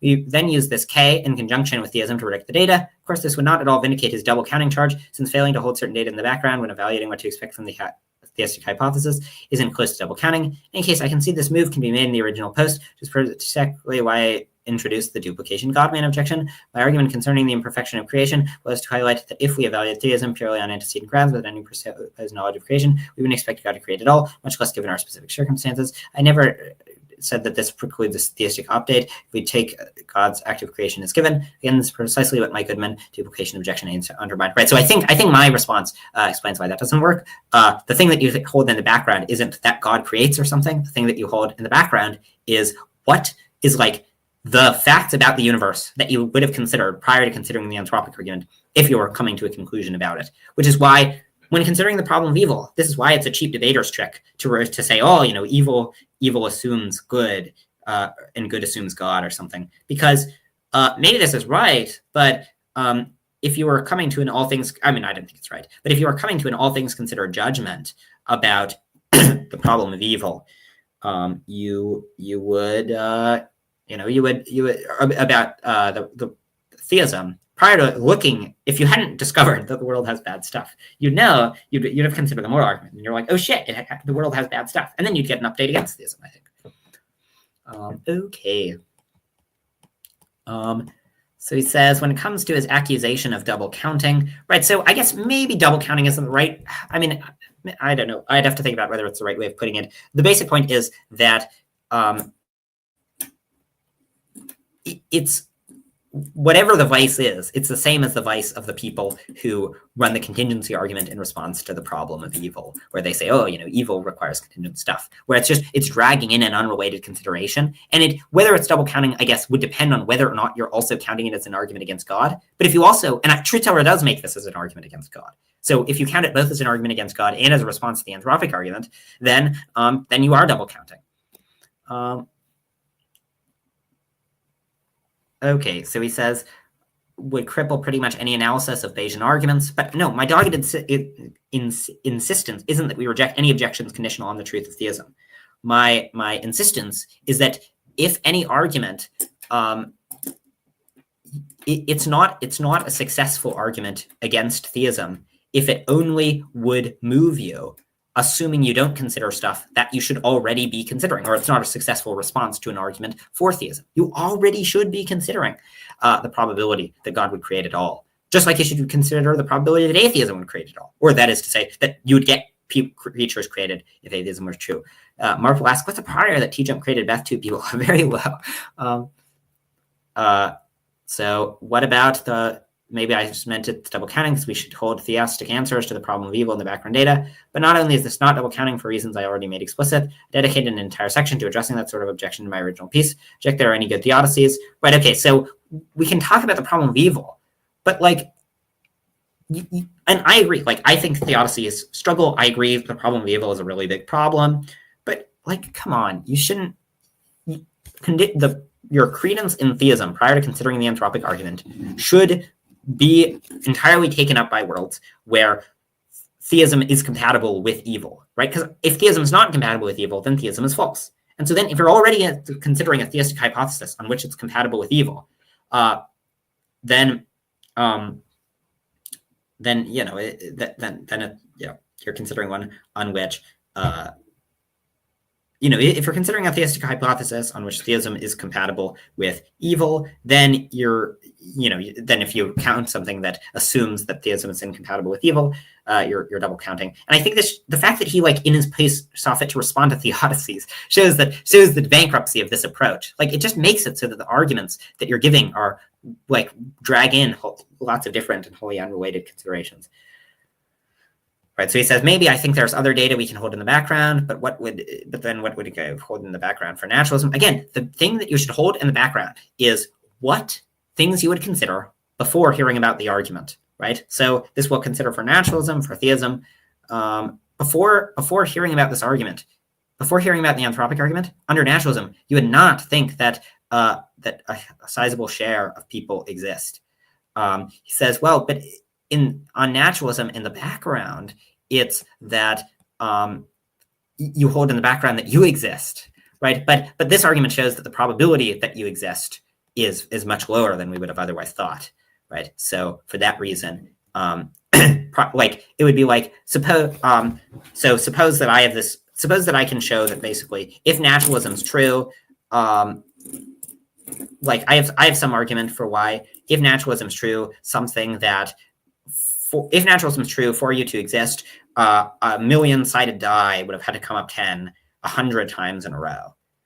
this would be a good argument against naturalism. But you could, of course, you could make the same objection. You could say, oh, odds of existing are similarly low on theism, and because God might not create. But again, this would seem to be changing the subject. And you could also say like, we already have your existence in the background on naturalism. The point is, it makes it makes it so that the probability of the naturalistic view becomes much lower, right? So you consider the fact, like you don't get to hold the fact that you exist in the background insofar as this argument shows a unique way that your existence is improbable, right? So you have to look at what this argument says about the Bayes factor of your existence. Just like with the fine-tuning argument, if you're running the fine-tuning argument, you don't just get to hold to the background that like the universe is finely tuned. Okay, on we march.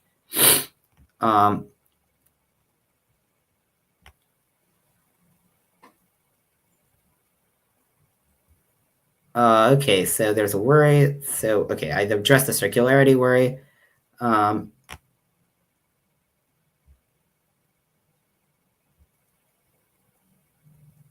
Right. Okay, so he says I conflate the probability that God that God would create with the probability that God would create you specifically. So right. So it might be so truth teller basically, I think in this section has like 3 objections. The first one is maybe God wouldn't create at all because he's already, or maybe God would create a bunch of stuff but wouldn't create you. Second, maybe God wouldn't create at all. Third, maybe maybe God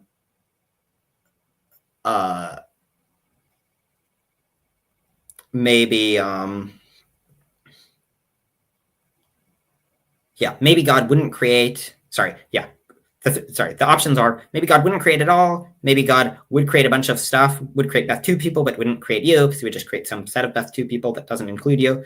Maybe God would create, but would only create these like awesome angelic creatures. And yeah, I think that's it. I think those are all the points he makes. Now, I mean, aside from the double counting worry, even if you think each of these has like 20% probability, then the odds of you being created are 0.2 to the third, 0.008. But I think like the probability of you being created on naturalism is no doubt lower than that. And I don't think you should have think that the odds of any of these things happening is only 20%. I think you should think that the odds of these, I mean, of 2 of them are like 99%. And of the other is like maybe like 50%. Like I think the Godman objection is a little worrying. But I think then that's in your background because like the Godman is just like the problem of explaining why we're so shit compared to what we could be. But that's just the problem of evil. Yeah. So I think given this, I don't think it'll affect the point very much because the probability of there being that many people is just so low on theism. And if you're going to count the things that make it unlikely we'd exist on theism, you also have to count them on atheism, in which case it's very bad news for atheism. But you shouldn't count any of these things, right? This is just dragging in other unrelated considerations.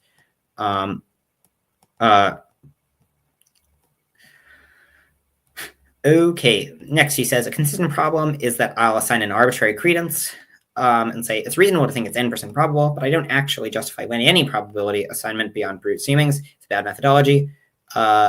It's not how credences of this sort work. I take it credences are determined relative to a background web of beliefs and many complicated relations between those beliefs, and you don't assign an arbitrary credence possible to some proposition based on how plausible it strikes you in a vacuum. Yes, I agree. Right. When considering a proposition, you should like evaluate the things that bear on it. But in this case, there isn't some other set of beliefs that like render it highly likely. Like it's not like there's some other like set of considerations that a person will generally have that make them think antinatalism is true. Generally, antinatalism is supported by wrong arguments in its own sake. Okay, so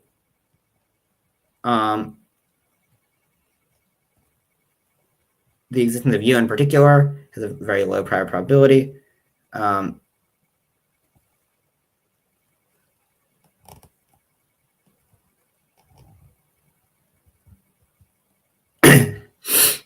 Right. So So he says, my claim that it's very low that you would exist is it demands serious motivation, and I haven't delivered it. The Godman objection shows that for any act of creation he performs, it's very unlikely he'd create a creature like you. But the Godman objection, you shouldn't be extremely confident that it succeeds. And insofar as you're considering the possibility of God creating, like insofar as we're not as we're taking the viable working theistic hypothesis that we would have prior to considering the anthropic argument as part of our background information, if we're doing that, then we should think that there's some explanation for why so many things in the world suck. And then if we have that, that also covers the Godman objection. There are explanations for why things suck, for why there are tsunamis, tornadoes, hurricanes, and so on. Presumably that explanation will also cover why we suck. So, yeah. It says, that it's not a modest claim that the odds of you existing are very low in atheism. Well, and that I haven't defended it. What is he talking about? Of course I've defended it. What I've argued is SIA is right. If SIA is right, you should think that the number of people is equal to the same cardinality, or maybe not cardinality, maybe like class size or something, as the number of possible people. And the odds of that are very low in naturalism, given that there's no plausible naturalistic story about how you get that. And even if there is, it's a very small share of naturalism probability space. Right. So he says, imagine a naturalist claiming, even if there's only a 0.01% chance that there's a multiverse where all physically possible outcomes are realized, you should massively update in favor of it or the naturalistic multiverse that leads to you existing. Yes, you should. I agree. You should update in favor of the massive naturalistic multiverse. What is he talking about? I wouldn't agree this abuses how... Wait, maybe I misread. So there's only 0.01% chance in a multiverse where all physically possible outcomes are realized, or that a naturalistic disposition weighted towards your existence. You should massively update in favor of either the naturalistic disposition or the naturalistic multiverse that leads you to existing. What? This doesn't abuse how credences work. If from the fact that you exist, you conclude that all possible people exist, then you should get a massive update in favor of any theory that says all possible people exist. Now, maybe these theories are going to start out really, really improbable, right? So it'll depend on how improbable they are. But of course, you should get an update. There's no good reason to believe that it's any more probable than 1 over n, where n represents one of the countless versions of naturalism that do not predict you specifically. Right, so you might disagree with the specific credence of 0.01%. And you might similarly, maybe you think theism's vanishingly unlikely. And so like if your credence prior to considering the anthropic argument in the argument is like 1 in a billion, then I think the argument shouldn't move you. I think it's probably good for a Bayes factor of maybe like several hundred or 1,000. I think you should think theism starts to look maybe a few hundred times likelier. But maybe it shouldn't be that high because you should have some higher order uncertainty. But I think an ideal reasoner, that's what the Bayes factor they would give us. But yeah, so you can disagree with the numbers, of course. But like, yes, obviously, if you have a credence of virtually 0 in theism, then the argument wouldn't move you. But this is true of any argument. There are almost no arguments that will convince you of things that you think are almost infinitely are absurdly unlikely. An argument is a success if it convinces people who are on the margins and people who are not on the margins, but who are like pretty strongly against you, maybe like 95% odds. I think you should convince them, and then it's a successful argument. Okay, so on we go. That explain the data. This is from bare theism to an extended theism plus that makes it likely to exist. The claim the ratio of theism plus sub-hypothesis makes our existence likely to this total space of bare theism is significantly greater than the portion of extended non-theistic sub-hypotheses make our existence likely within the space of non-theism. This will include not only versions of naturalism, such as the multiverse, but also various non-theistic, spooky, or naturalistic explanations. Yes, right, so you compare theism to the best non-theistic naturalistic models. Now, but there are a lot of, for every naturalistic model where you get best 2 people, you could imagine tons of naturalistic models that are way simpler where you don't get that many people. And I think you need more than best 2 people. I think you need unsettly many people, as we discussed in the last video. So yeah, for that reason, the argument, yes, you do have to compare the probabilities, but the probabilities, like they're quite high on theism, or at least not absurdly low, right? If it's good to create, which is pretty plausible, then God would keep creating until it creates every possible person or a sizable share of possible people. In contrast, on naturalism, there's no plausible story about why you might get possible people. One way to see that this is likely on theism is, even without considering the anthropic argument, there have been loads of theists who have thought that God would create every possible person, right? I think Alvin Plantinga has gestured in the direction of this. C.S. Lewis, his Narnia series, it describes sort of like what the other worlds that God creates would look like. He thinks God wouldn't create just a single world. So in the contrast, virtually no theists, like the number of atheists who have thought that every possible person exists, or the number of people who exist is the same as the number of possible people, is virtually zero. Okay, on we march to God in imperfect creation. Now that we've addressed my most repeated objection in this article and saw they are devoid of merit. I didn't think we saw that. I thought we saw they were full of merit, brimming with merit, tons of merit on a level that nobody could believe. I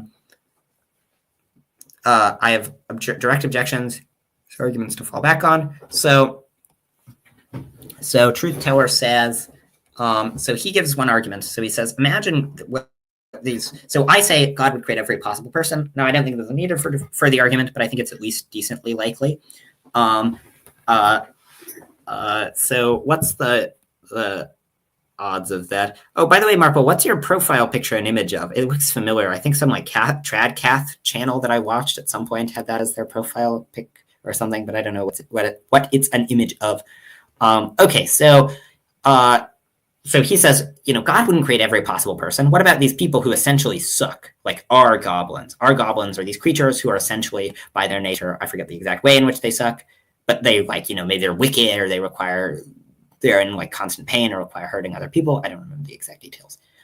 So I have a few responses. The first one is, I don't think there are any natures like this that constrain who a person is across worlds. But so I don't think there are any people who are essentially are goblins. I think that there are souls, and souls can be placed in a variety of different conditions. So for any R goblin, you could put that same soul under a different condition where they don't need suffering for their sake.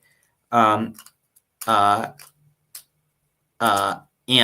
even if you're not a soul, I think other views of personal identity will generally not hold that there are these necessary evildoers. Okay, so for example, if you think what you are essentially is a brain, well, you could have a brain that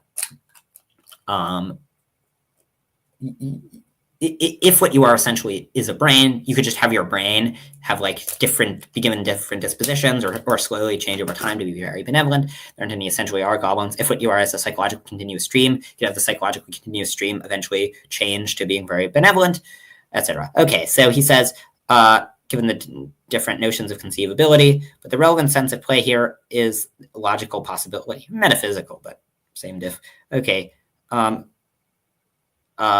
but there's nothing within the description of an R goblin that entails a contradiction. Well, I think I describe, well, so it doesn't have to entail a contradiction, right, because it's metaphysical possibility. All that needs to be the case for R goblins to be impossible is it has to be, there's some true account of personal identity, and this rules out R goblins. Now, I think if you look at all the leading accounts of personal identity, all of them rule out R goblins.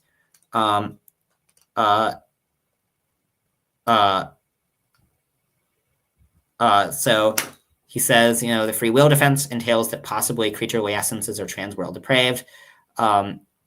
Right, so it may be that across every possible world, someone has to do some amount of good, but it isn't the case that across or some amount of evil. Now, I don't think I accept that actually, but it isn't the case that there are creatures who, across every possible world, can only get joy from hurting others, right? Maybe they have wicked dispositions, but God could give them full knowledge such that they recognize intuitively the error of acting wrongly. He could give them dispositions where they don't act wrongly. So I reject that this whole trans-world depravity stuff. Okay. So he says, I don't explain why it is that soul theory and other views explain why they're intrinsically evil natures. Well, if you have a soul, you can have the same soul with different dispositions. And earlier I explained why this is true on every other view of personal identity. He says, lastly, we can modify the concept of R goblins so that they're only contingently morally evil and have horrifically barbaric dispositions. It looks bad to create them, and I think most people would agree with me here. that has a good life. Well, it doesn't have to be. Doesn't have to always be good to create a possible person that has a good life. It just has to be. I mean, first of all, the argument doesn't even need that it's always good. It just needs to think. You just need to think that there are lots of people that have a good life that God would create. But so maybe it's not always good, but it's often good. And yeah, that's all you need for the argument. The other thing is, I'm a utilitarian, so I think it's still good to create the conveniently evil goblin.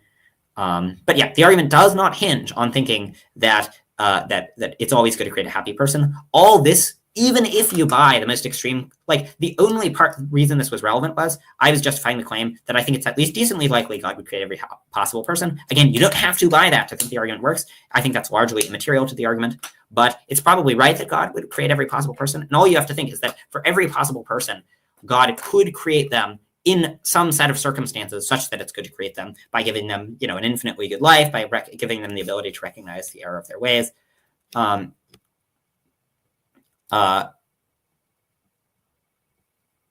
So he says, the point is the claim God would create us is motivated by a principle that's always a good action to make possible people and give them good lives, but our goblins are a counterexample to that. But I mean, again, you don't have to think that it's always good to create people and give them good lives. All you have to think is that that it's good to create, in normal cases, it's good to create people and give them good lives, that God would create many people, many happy people, and give them good lives, including us. Now, it's true, there is a puzzle. Like, why create beings as shitty as humans? We have all these vicious dispositions, but we are vulnerable in all these ways, but this is just a problem of evil. About, the problem of why we suck so much is just an element of the problem of evil. And again, you should have had that in your background information. We can tell some theodicies about that, but largely immaterial to the rest of the debate. Okay, on to more. So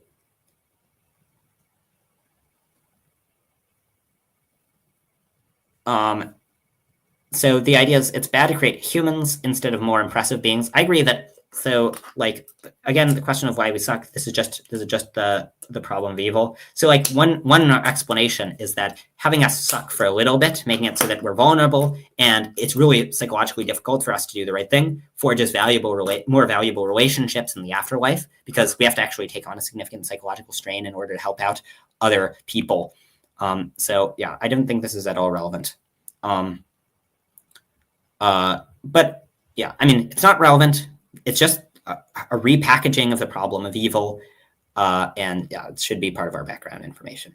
Okay, so next, I attack the argument that God wouldn't create, because the world's sans creation is perfect. So the idea here, Truth Teller argues, look, why would God create? The world before God creates is perfect. So why would he introduce imperfection?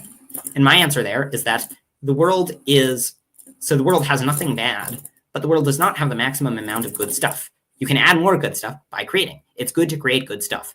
Here's an analogy that I think I gave in the post. Imagine the worst possible being, right? And imagine this being can either create creatures to torture or not. It seems worse to create creatures to torture, but you could similarly argue, no, they wouldn't create creatures to torture, because the creatures to torture are such that it's already the worst possible state, so it's not worse to create creatures to torture. No, the addition of extra bad stuff is bad, even once you already have the worst possible being. Similarly, the addition of extra good stuff is good, even once you have the best possible being. By the way, I can change my audio settings. Is my sound okay? Let me know in the chat. And sorry, I know I'm sort of stuttering a lot. It's slightly difficult to talk for 2 hours. So I think this is about a sort of complicated subject. So sorry for this. Okay. And Truth Teller's argument is, look, the world's already perfect, so what's wrong? But I don't think the world is perfect in the sense of being maximally great if it just has God, because we have to distinguish perfection in an object in a single object from perfection in a world. So the best kind of object is God, probably. And God is the best a single world with just God is the best kind of object, or is the best single object.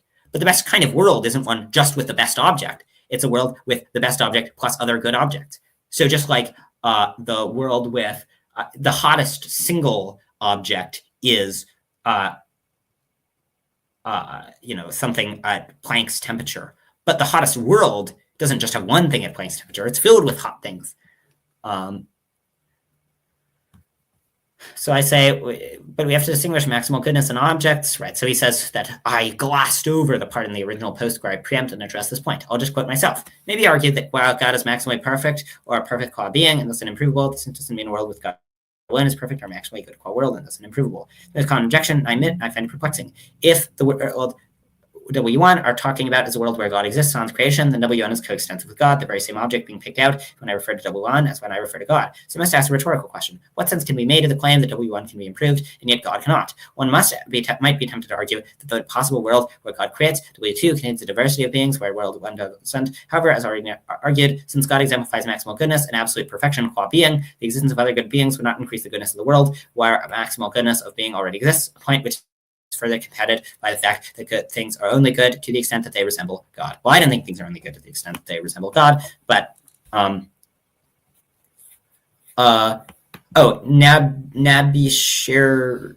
Shirinli. If you go to my blog and just search evil, I have 2 posts about it. I think one of them is called Why There's Evil, and the other one's called The Best explanation of why God allows evil or something. Let me see. The most plausible explanation of why God allows evil. Yeah, that's what it's called. So yeah, that's where those are where I address it. By the way, and I need to write another post. I have a new theodicy that I think is probably better than those. And there's another theodicy that I think is currently under wraps, so I won't tell you about, but that I also think is pretty good. It's at least good as like a safe theodicy.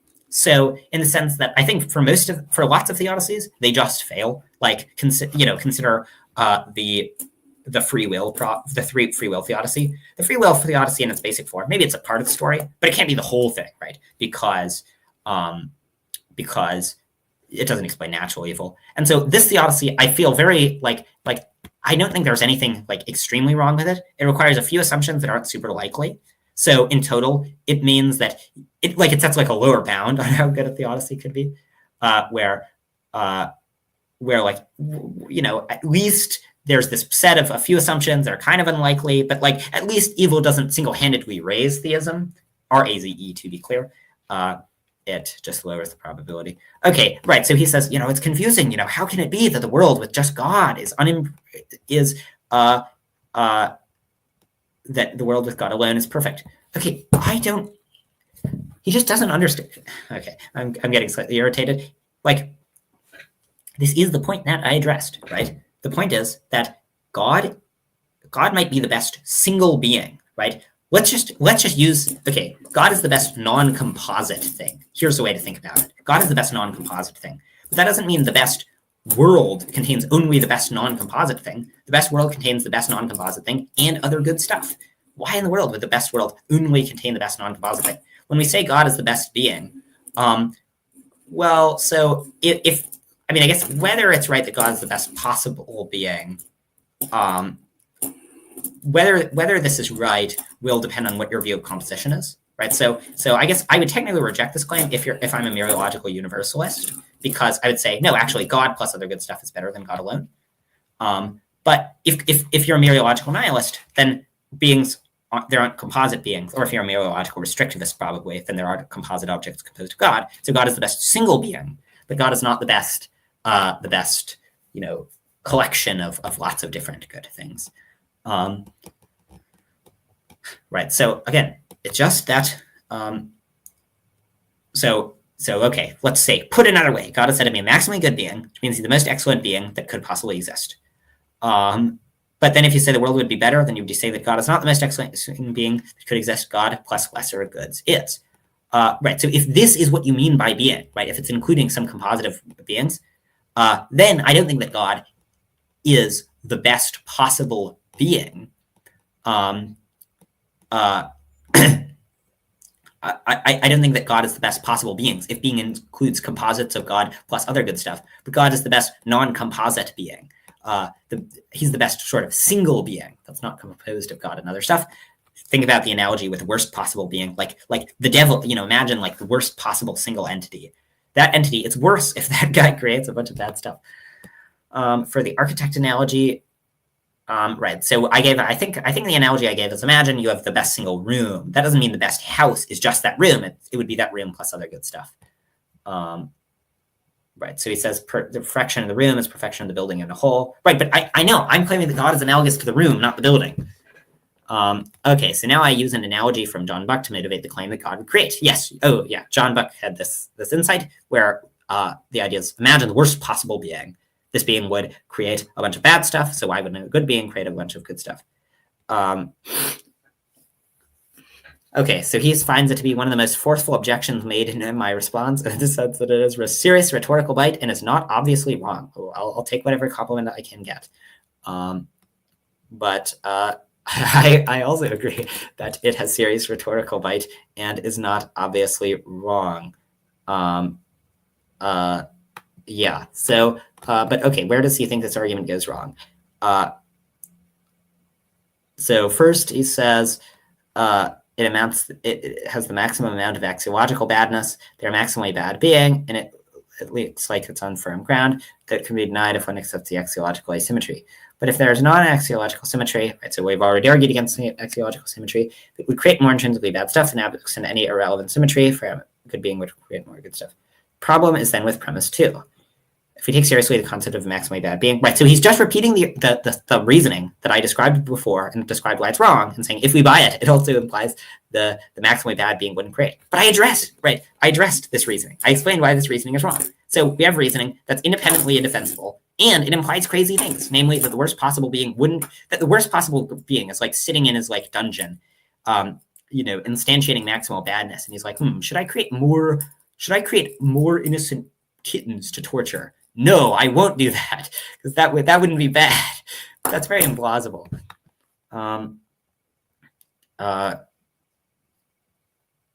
He says, but if it just is all powerful and maximally morally evil, then 2 looks pretty plausible. But 1 is false because the anti-God and God are non-analogous. The anti-God can make the world worse by torturing people. God can't improve it. The argument is interesting, but ultimately unsound. Right. So if the anti-God is just all powerful and maximally morally evil, okay, but we can think of normal God as just all powerful and maximally morally good. So like the inverse of the anti-God. And the way I think God probably turns out to be the best possible being, but the way I argue for God, I think the best formulation of what God had of God's essential property is that God's a limitless mind. And then from this, it entails he knows he can do whatever he wants because he has no limits. It entails that he knows every fact because there are no limits on him. And then because he's fully able to grasp all the moral facts, he recognizes why he ought to do the right thing. So he's omnibenevolent. And whereas this is what God is like, then God doesn't need to be the greatest conceivable being if you think that you could improve him if you think that you could have a being that's God plus a bunch of good stuff. But then if you think that, then okay, maybe that's a better world. And so then God isn't the greatest being in that sense. God is the greatest non-composite being. God plus other good stuff is a greater being. Okay. So he mentions that a popular theistic metaethics is that goodness is resemblance to God. Yeah, I don't find this plausible. So I say that goodness isn't resemblance to God. But the reason, so it doesn't seem like being immaterial is intrinsically good, and I don't think God is immaterial. Maybe it would be worse in some way if God was material, but I think God is immaterial because he is essentially a limitless mind. It doesn't seem like it would matter if God is immaterial. But anyways, okay, we're getting a little bit far afield from the main objection. I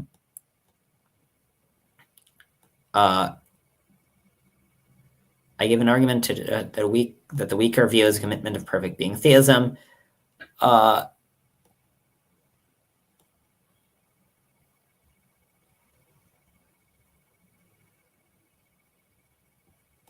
Right. Okay. So do you, right? So if goodness is resemblance to God, right? So when you say goodness is resemblance to God, there are different ways of reading it. So if you say the goodness of some specific entity is equal to its resemblance to God, which is at most what perfect being theism is committed to, though I don't think it's committed to that, and I don't think that's plausible. But even if you say that, well then, as I say, a world with God plus another thing that resembles God has more total resemblance to God than a world that just has God. It's true that the world has less resemblance, but the total atoms of the world have more resemblance. And for this reason, I think the view is inconsistent, right? Because the view implies that the total amount of resemblance to God that are had by the segments of the world don't determine the goodness of the world, but the total resemblance of a world to God doesn't determine the goodness of the world.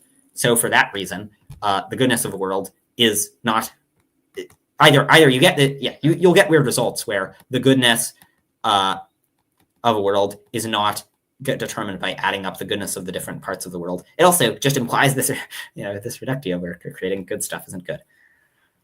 Okay, moving on. Maybe I'll wrap up at some point soon. I don't know. Okay.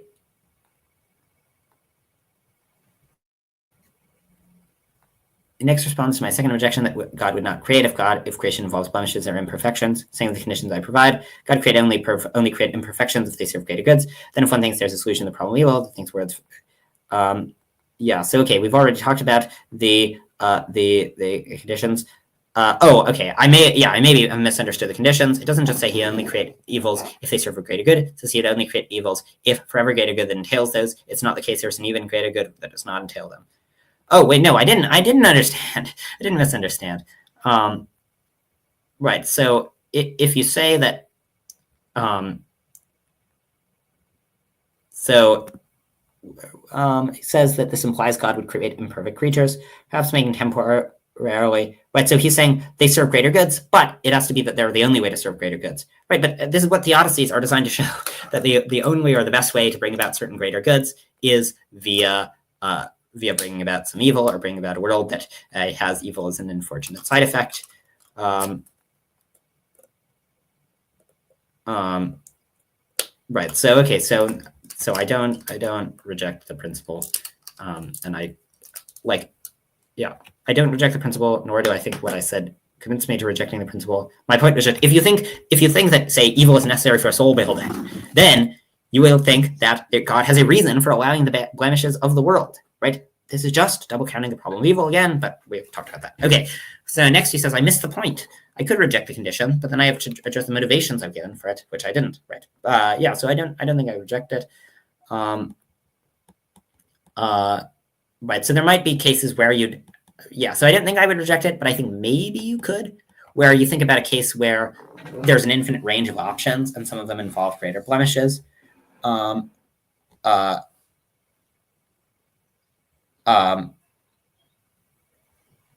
So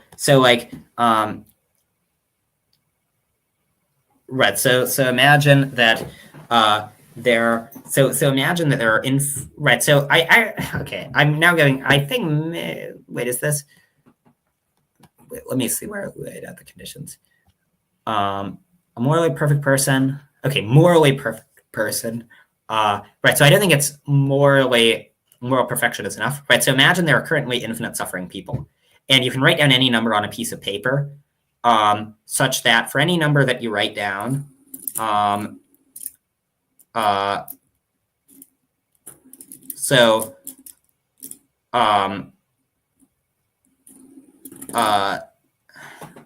anyways, I didn't think this is relevant to the broader dispute. There might be some weird infinite stuff where this turns out wrong, but not relevant to the dispute. Okay, on to the duplication objection.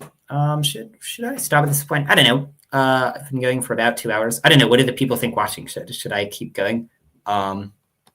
Should I leave off? No, you know what? I'll address the duplication objection. Okay, so those were my responses to the arguments that God wouldn't create. He concludes, I failed to significantly take out much of the bite of those arguments. Okay, well, truth teller, if you want to debate, if you're watching this, if you want to debate, happy to discuss these at any time.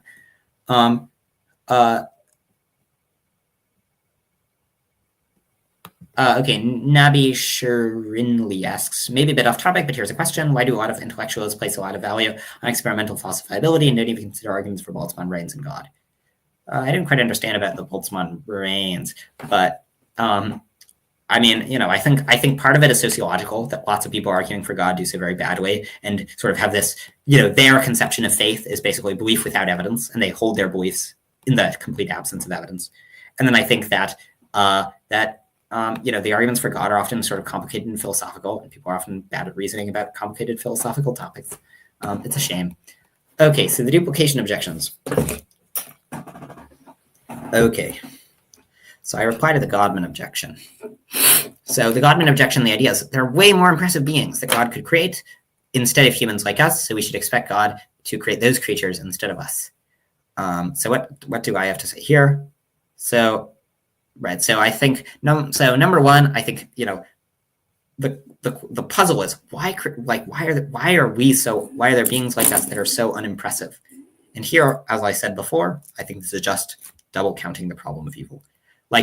Whatever the explanation is of why all the stuff about the world sucks, right? Why there are tornadoes, why there are diseases, why there are tsunamis, why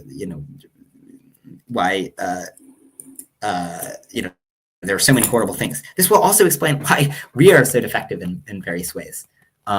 So I think it double counts the problem of evil.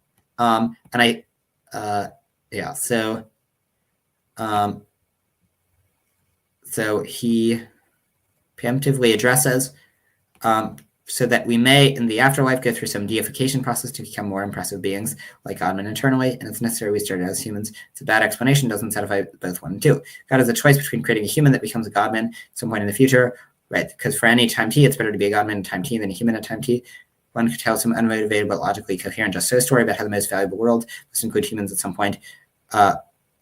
Into Godman, God would create their world. Such a story could be told, but there are numerous other logically coherent just so stories we could tell, which rules out God creating humans. Right, so I agree. It's surprising that there are creatures as deficient as humans. I think you would expect every creature God to create to be very impressive. But again, this just is the problem of evil, right? So now he says, any story will be unmotivated. Well, I lay out a story and we could talk about it. But again, this is just shifting the discussion to the problem of evil, and this is stuff that should be in your background. So I think the double counting worry is definitely true.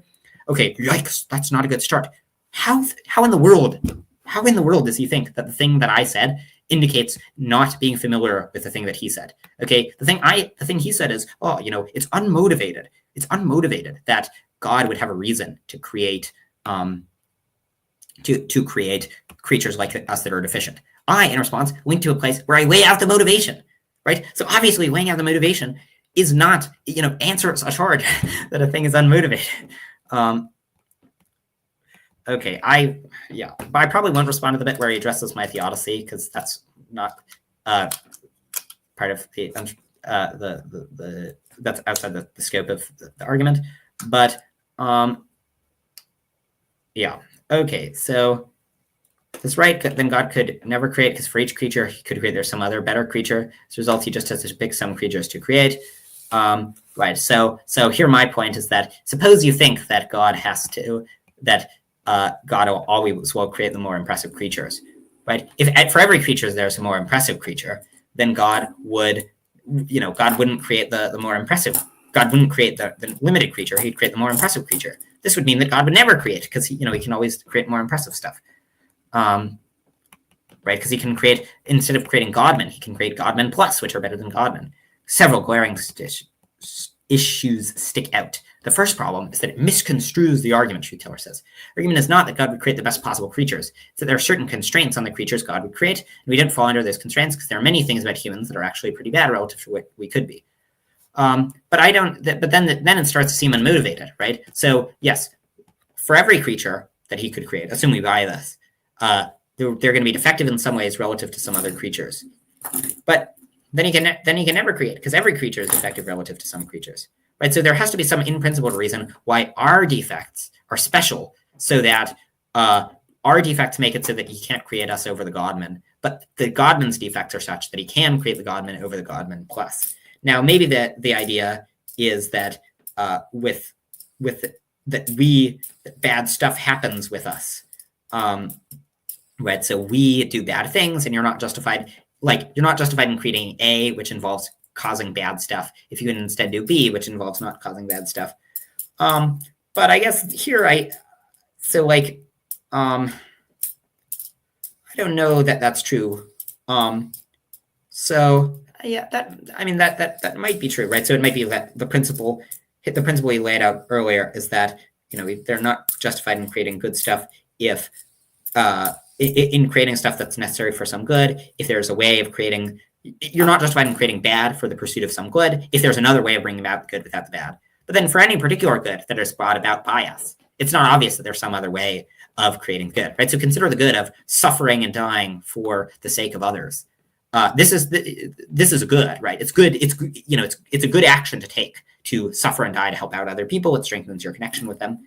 This is not something that the godmen who are totally immune to dangers could create, right? So even if we accept the principle, this doesn't rule out the principle because there's not an intrinsic maximum. Okay, so then he says, good enough for him to create humans, but this is untenable. It's morally absurd. Imagine killing that guy is not the best thing I could do. It's not the worst either, and it's good enough. I surely can't do the morally best thing now anyways. Right, so generally the idea is that if you're morally perfect, what you do is you wouldn't do bad things. You would do the best thing if there is one, and if not, you would do one of the range of best things, right? So if there's an infinite ascending series of best things, you pick one of them. So this would not justify killing people. Okay, next he says that the goodness of creatures do have an intrinsic maxima. If God creates beings that are like him, perfectly good, then he can't make better ones. Indeed. Right, so I think this might be right.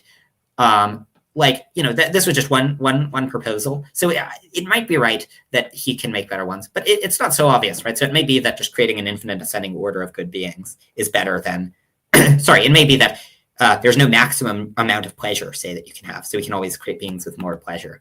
Or it might be that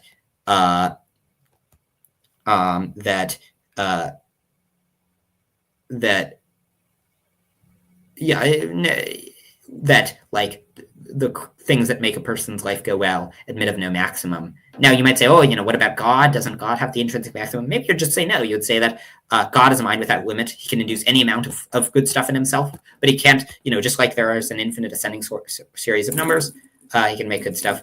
But I think these are interesting replies. I think, these are enough to at least somewhat lower the plausibility of this response. So I'll give truth teller credit here. I think this is decent reply. It at least lowers the plausibility of this particular reply to the argument. Though of course there are many. Okay.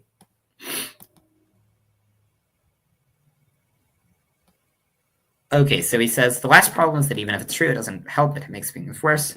So suppose it's true for every being God could create, there's a better one. We can argue God wouldn't exist as well as for every possible being. There's a morally and axiologically better possible being B star. God exists and God is morally perfect and omnipotent. He would have the most impressive moral resume possible. If a moral resume R1 is otherwise equivalent to another moral resume R2, but when it includes an act of creating an axiologically and morally better than corresponding act of creation in R2, then R. Right, so I think the one you'd give up is 4, where you'd say, no, if there are two beings that have an infinite range, if there are two beings and neither of them can take the best option, because there is no best option, then your greatness doesn't increase from taking a better option than the other being. Okay. With 0 and 4, let's see, where's 0? Wait, this leaves us. So that objection fails, right? So okay, so I reject 4. This leaves us 0 for 4. Oh, wow. I think it's very convincing to, after you disagree with arguments, to explain, to just repeat that, you list them and you say, 0 for 4. Okay, so then I say, well, even if God already creates all these godmen, he could create humans after creating godmen, right? Why just create godmen when he could create humans and godmen? He says, even after you've created the godmen, it seems good to create humans. Creating humans makes humans better off and nobody worse off. Humans have bad dispositions, cognitive defects, etc. Selective altruism, lack of empathy, poor moral reasoning. There's a virtual guarantee that a world without humans would have some people worse off than a world with just godmen. Well, that isn't true, because the people who are harmed by humans are humans and other animals, right? And these are the creatures that are bad, who God creates, that he's arguing God wouldn't create. But of course, my claim is that God would create humans and animals, and then he gives them an infinitely good afterlife. So there's no particular person who's worse off than creating. So it does fall from Pareto. Okay, he says, I've given no good reason to think that it's a Pareto improvement. One just did. Okay, I'll also note that the appeal to the Pareto principle in cases where the people don't exist yet is dubious. Applies to changes affecting existing individuals. Yeah, okay, see my forthcoming paper where I argue that from basically a modified version of the Pareto principle, you can get that it's good to create happy people. Where so long as you agree that it's good to take one action, that, okay, actually I'll just briefly explain my argument in the forthcoming paper. Right, so if you accept the procreation asymmetry, you won't buy this version of it. But in my paper, I argue against procreation asymmetry. Right, so suppose you can press one button that makes an existing person better off and creates some happy person. Let's call him John.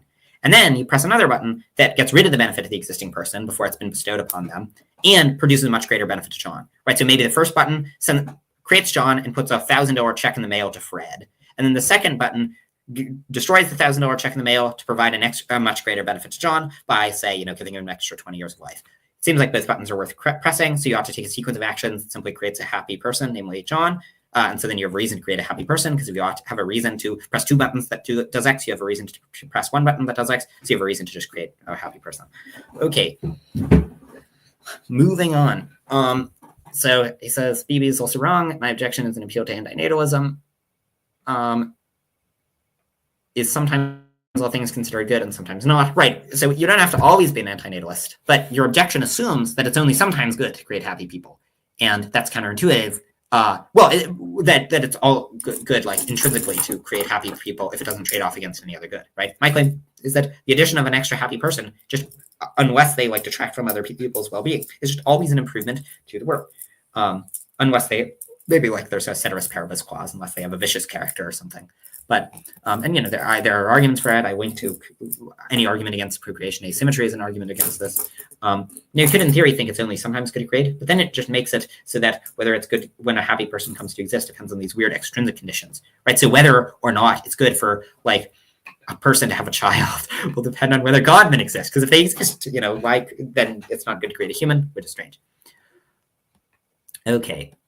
So he says this assumes that one can create. So I say this assumes one can keep cloning people indefinitely, but this is contentious. If every person is their own unique soul, God can't create new people because there's no extra uncreated person who could be created. All the possible people exist. So we'll also fall if one accepts William's necessitism. Right. So I think maybe God just can create every possible person. He makes every possible Godman and he creates every possible human.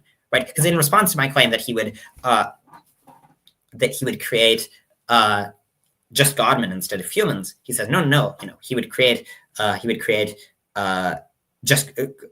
he says he'd create just Godmen. I say, no, he could create Godmen and humans. And he says, but for every human he creates, he could create another Godman. Now, it's a little bit tricky to think about the different options that an omnipotent being has, right? Like, it's not like creating the humans in addition trades off against creating the Godmen. But also, he can create all the possible Godmen, worst case scenario, and then create all the humans. In response to this, Truth Teller argues that that duplicates are logically possible. I don't meaningfully engage with the argument. This just isn't true. I just address the argument. I talk about I say it is true. It is possible to there are views, right?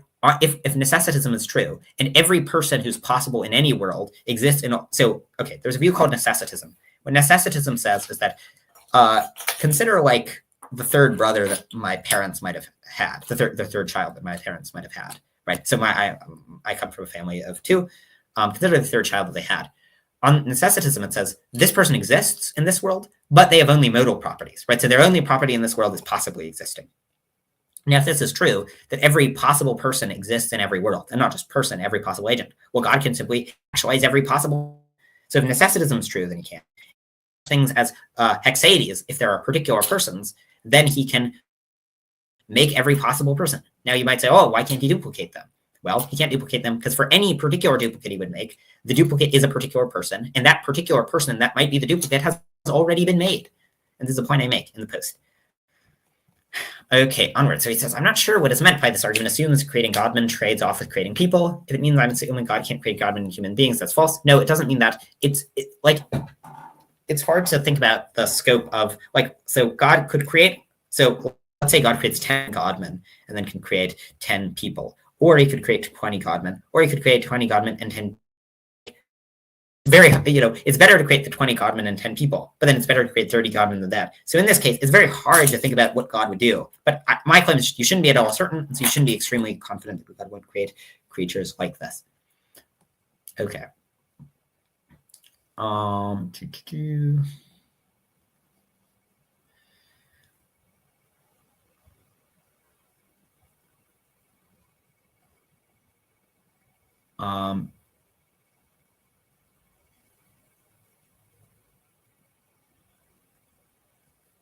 Right. So in this scenario, so I'm saying I don't think God can create new persons.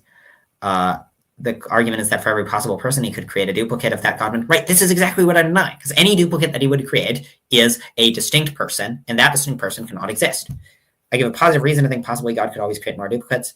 Either we accept that it's logically impossible for a duplicate to have the same soul as an original. No, the duplicate doesn't have the same soul as the original. Okay, virtue of it being entailed from the concept of soul, the singular, and cannot animate multiple beings across the universe. If we don't, the former means God were to make duplicates, they couldn't have the same soul, but it doesn't entail that God can't make quantitatively different duplicates. So, but unless demonstrated, there's no logical contradiction in God creating duplicates. Okay, right, there's not a logical contradiction, but it's a metaphysical impossibility, because every single duplicate that God might create is a particular, unique soul. But that particular unique soul already exists elsewhere. I don't ignore this argument. I address it. Okay. Okay. Finish it off by addressing the point that he assumes soul theory by pointing out that hexatheism could work too. Fair enough. I'm willing to concede that much. It assumes some disjunction of controversial views. In any case, that wasn't the main thrust of my reply. I didn't think it matters all that much. It repeats the credence of views I addressed earlier. I need to repeat myself. Right. Okay. So we've already addressed this. Yeah. So in other words, I think it's not obvious independently of the anthropic argument that God would create every possible person. I think the anthropic argument probably gives you some reason to think God creates every possible person. So that's where I lean. But like, even if you don't, argument still works fine, because the idea is just God creates more people. More people exist on God than atheism. Okay. So maybe recap. I charge you with double counting. The double counting charge was exactly correct. Because it is just assuming that it is just taking things that are arguments against God independently of the anthropic argument and showing how they bear on the premises. But of course, that is double counting. It is taking things that you could have already marshaled as arguments against God and then just counting them once again for the argument. It is exactly like taking the fact that evil is contingent and saying, oh, evil is contingent, so evil proves God. That even if you n% credence, right? Okay, this claim I think is correct, because all it needs to be is higher than naturalism. It's not a rhetorical move. It's just being Bayesian. The R goblins as counterexamples to the claim that you create all possible people. Yeah, I talked about that. Are in fact possible. Yeah. So with the R goblins. Yeah. So the R goblins, it doesn't have to be God creates every possible people. It just has to be that God creates a lot of possible people, enough that makes it likelier that you would exist than atheism does. My first objection is that. Yeah, so we talked about the divine creation stuff. It just relies on conflating it relies on assuming that a God plus a world is a being in the same sense as God, in which case one should simply deny that God is the greatest conceivable being, because God plus a world is better. So then the Godman one, yeah. Wait, where was I? Yeah, so my response to the claim God wouldn't create doesn't miss the point. Is to give up divine impassibility. Now, it doesn't give up divine, so it only gives up divine impassibility if you construe divine impassibility as God is better than God plus other good stuff. But you shouldn't have that be a containment of divine impassibility. Probably the right way of reading it is something like God is the best non-composite thing, or something like that. I'm also not that committed to divine impassibility, but okay, anyways. So the double counting charge and the credence misuse, I think these are right. Right. The Godman argument of just why does God create creatures as deficient as us? This is just the problem of evil, essentially. It's the problem of evil is why is there bad stuff? Right. And I don't mean this flippantly. I think there are lots of different bad things, and it's a real puzzle of why there's bad stuff. But just merely saying, oh, one of the bad stuff is us. We're bad in all these ways. This is just repeating the problem of evil. Okay, next, the duplication objection. I just talked about that. Yeah. So in other words, I think that probably the most serious argument is the Godman argument. But there, I think there are a few viable routes to objecting to the Godman argument. One of those viable routes to objecting to the Godman argument is the one I described earlier, which is just saying that the optimal creatures for God to create are creatures that are like us for some portion of their life, because this produces greater goods. And then the other way is to say, well, God just creates all the Godmen and then creates creatures like us. I think these are both viable options. I prefer the first one because I think it's already covered by the response to the problem of evil. Okay, stalking horse. Let's see, but how much? I'm going to control F. Stalking horse. Okay, let's see. How much more? Let's see, what are the later sections? A detour on my theodicy. I'm probably not going to address that. Arbitrary limits and the parsimony of theism. Yes, not going to address that because I don't think that's relevant. The conclusion. And the hypothesis of indifferent theodicy, maybe it's wrong. Like, it's not currently my preferred theodicy. Okay, first problem is the initial framing. I put forth a stalking horse naturalism that I labeled ND, on which you have initial disposition, which entails or is weighted towards your eventual existence. BB says the following about it. Problem is it has a prior probability of 0, because you're not special. A theory where the universe picks out you out has no higher of a prior than a theory that it picks out any of the other infinite possible people. It's not correct. I do explicitly address it that as a prior of 0. There's a point I just take such and such argument that theism is false. What is it that the reason for thinking ND has an extremely low prior, 0 or arbitrarily close to 0, is a reason to think for the version of theism which entails your existence has a correspondingly low prior? Just as naturalism has to build in a disposition which entails your existence, theism has to posit an intention of God. Right? Okay. So if the naturalistic hypothesis is just the disjunct of every hypothesis on which naturalism means you get created, right? Okay. If that's it, right? That doesn't have a prior of 0, right? And that's a viable option. Say, look, okay, naturalism is very plausible. So even though this favors theism, just the disjunct of all the naturalistic hypotheses on which your existence is likely is more likely. But if you just say there's some process weighted towards you specifically, well, there are an infinite number of copies of you that it could be weighted towards. Why would it be weighted towards you rather than the infinite other copies? Right. So if it's some special process that especially creates you, it has a prior of 0. There might be other reasons to prefer the theistic. However, perhaps it starts out with an astronomically low prior.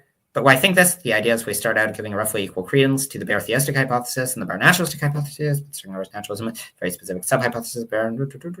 Right. So I gave a specific. Right. So if it's just. Okay. Right. So now I think here he's assuming that it's just the stalking horse hypothesis is. Right.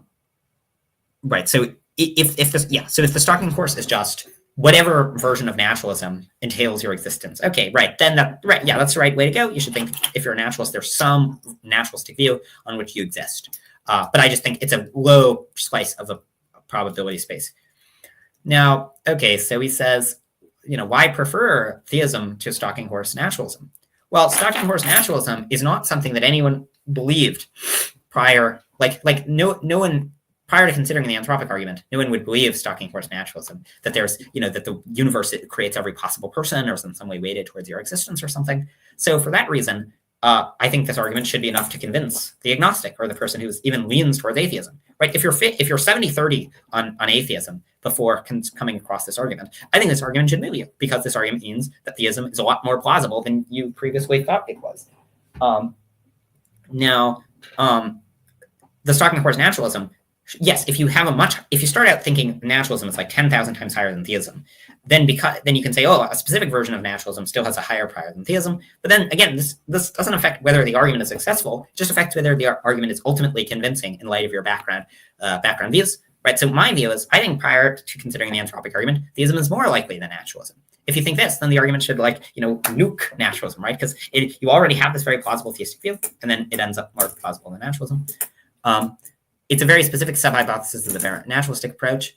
Now, Truth Teller says that theism does not make the data of your existence probable. It doesn't specify the causal powers, that there exists a supernatural agent. Right, okay, so the idea is, yes, even if there's a supernatural... So theism is a highly specific hypothesis. Yes, this is true, right? So if you say, theism is so specific that it takes up a very small share of the probability space, I think this is right.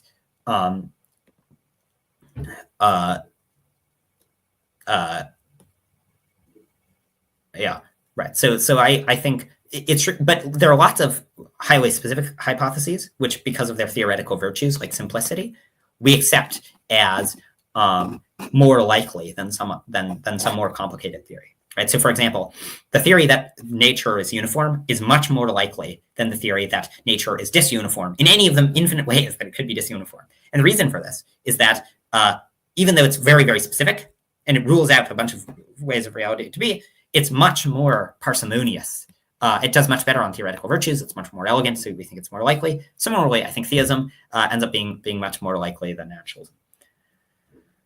Or ends up being much more likely than a very specific version of naturalism. So I think overall theism has a higher prior than naturalism, but even if you deny that, it'll definitely have a higher prior than some highly low segment of naturalism. But again, my claim is just, look, this argument should convince you if you're on the fence, or even if you pretty strongly lean towards theism.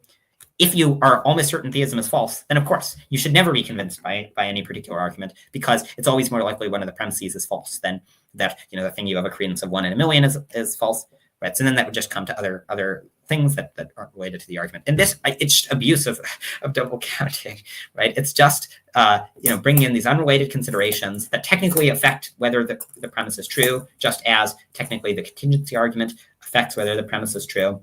But whether the premise that evil is likelier under theism than under naturalism is true. But yeah, not convincing. Okay.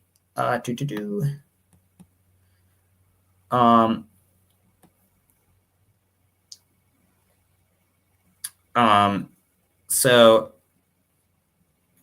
right. So the fact that theism is specific, I don't think undermines probability, and it won't affect whether the argument is successful. It might affect whether it will affect whether you should ultimately become a theist as a result of this argument, just as, for example, whether you buy the problem of evil will affect whether you should become a theist. Right? So you could say, this argument, it's not convincing because in light of our background and for evidence about evil, theism is super unlikely. But my claim is just, if you're on the fence prior to considering this argument should move you over. It doesn't matter that people are not. So yeah. So okay, we could talk about like the prior of theism, but I feel like this is relatively far afield, just for the reasons I've described, things I've said so far. I'd explain why this is not relevant to the persuasive force of the argument. Okay, so then he goes on to talk about my theodicy and the parsimony of theism.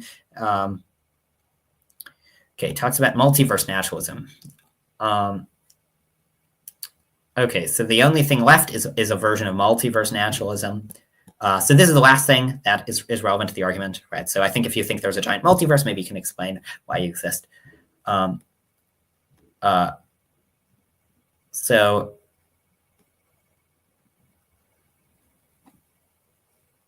that all physically possible outcomes to be realized. So here he's saying what possible person would come to exist. Therefore,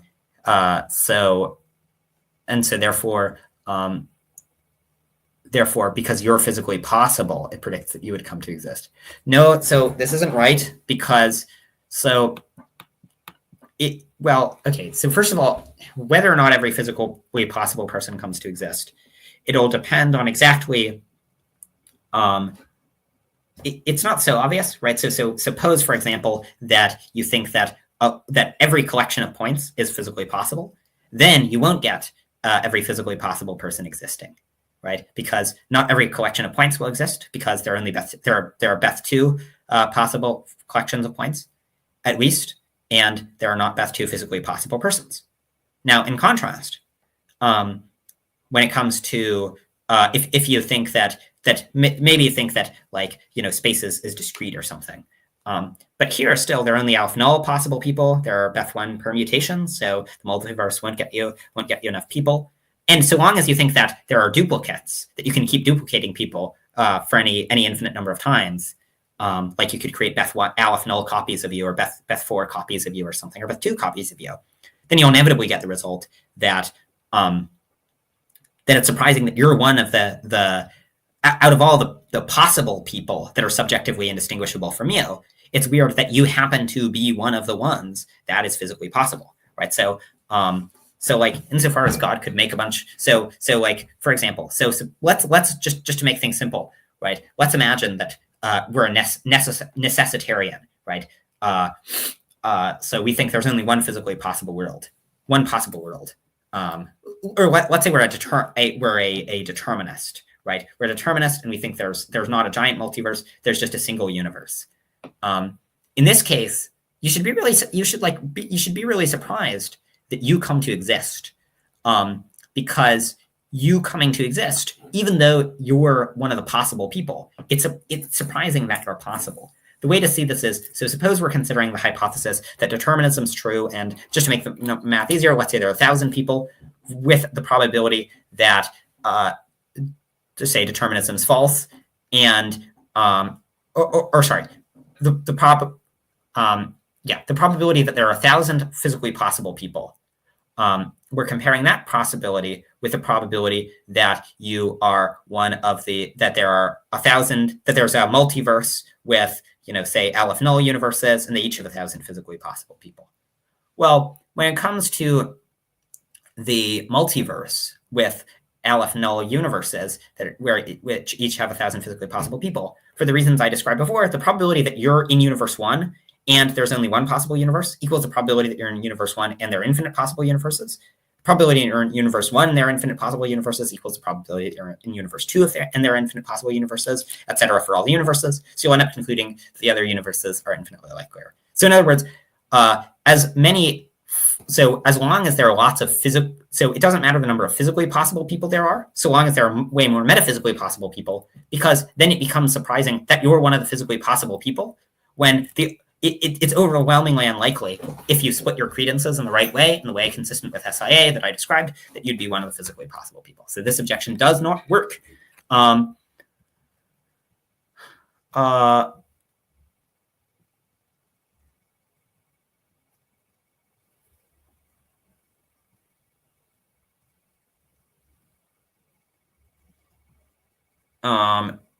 It predicts the existence of a subset of people that's known to contain you, or at least someone physically exactly like you.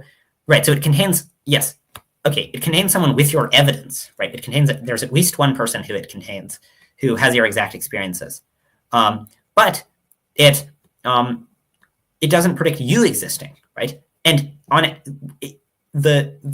SIA, it's not just relevant if someone with your experiences would exist. This is something, by the way, that Truteller would know if he knew anything about anthropics. Okay, sorry, that was mean.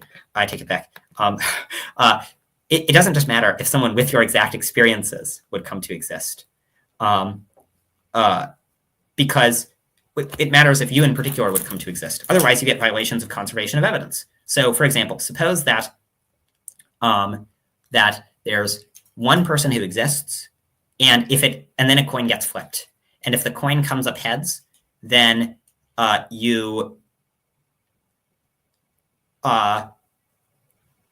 then another person gets created, then a clone of them gets created.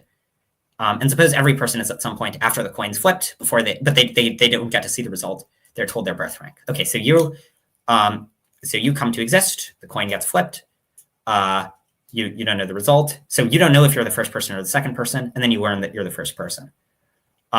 So after learning you're the first person, now, because the probability that you're the first person, if there are two people, is 1/2, while the probability that you're the first person if there's only one person is 1, then you either get a violation of Bayesian updating, or you just get violation of conservation of evidence, where after learning you're the first person, you get no update. And this has other problems. If you want the details on these other problems, I have a WordPress called Anthropic Thoughts. It's just at anthropicthoughts.wordpress.com. I just have 2 articles. One of them is called 6 Problems with Double Halving, and I articulate 6 problems for this view. So again, this is just, at this point, the view is not SIA, it's just compartmentalized conditionalization. And then it doesn't explain it. Hypothesis that you exist and there are 100 observers, HU is equivalent to exist. Right, so okay, so HU and there are 100 observers equals is, okay, so the idea is that while multiverse naturalism doesn't predict the existence of about 2 people, it predicts the existence of a subset of people that is known to contain you. Okay, yeah, I already talked about that. Right, the thing that's surprising is that you are one of the physically possible universes in the sense of consistent with your laws of physics, because the overwhelming majority of possible people are not consistent with your laws of physics, and if you divvy up the credences in the way SIA prescribes, which you ought to, then you end up getting a massive update in favor of there being more physical universes. Okay, call the hypothesis HU the hypothesis that you exist and there are only 100 observers. So HU is logically equivalent to the conjunctive proposition that you exist and that there are 100 observers in total.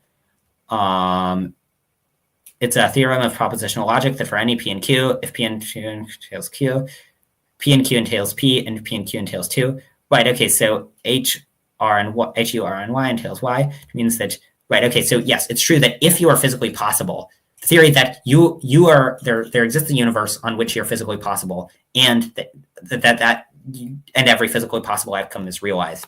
That predicts that you exist. But the point is, it's very unlikely, if there's no multiverse, that the universe where you're physically possible would ever come to exist, right? It's weird that you're one of the physically possible universes consistent with your world. Now, you might say maybe physical possibility is consistent with any of the laws of physics, but of course, I mean, that can't be what physical possibility is if there's a multiverse where there are lots of different laws of physics. Now, you could say, well, something is physically possible only if there exists, in this sense, only if there exists at least one of the laws of physics that it's consistent with.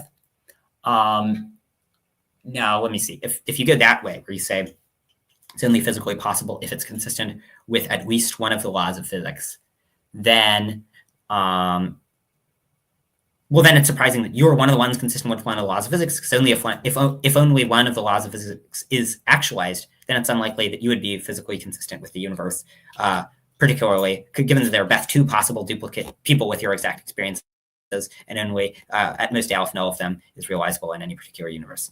Right. So it's true that if you build into the theory that you exist, obviously, then you exist. But the point is, if you divvy up the credences in the way I described and the way SIA prescribes, then you get SIA credences. Okay, right. Okay, so I make mention of modal realism, saying it collapses induction. Right. Multivariate naturalism isn't modal realism, and it collapses induction. Wait, let me see what I said in my original post. I think I don't think the point that I was making was was about modal realism.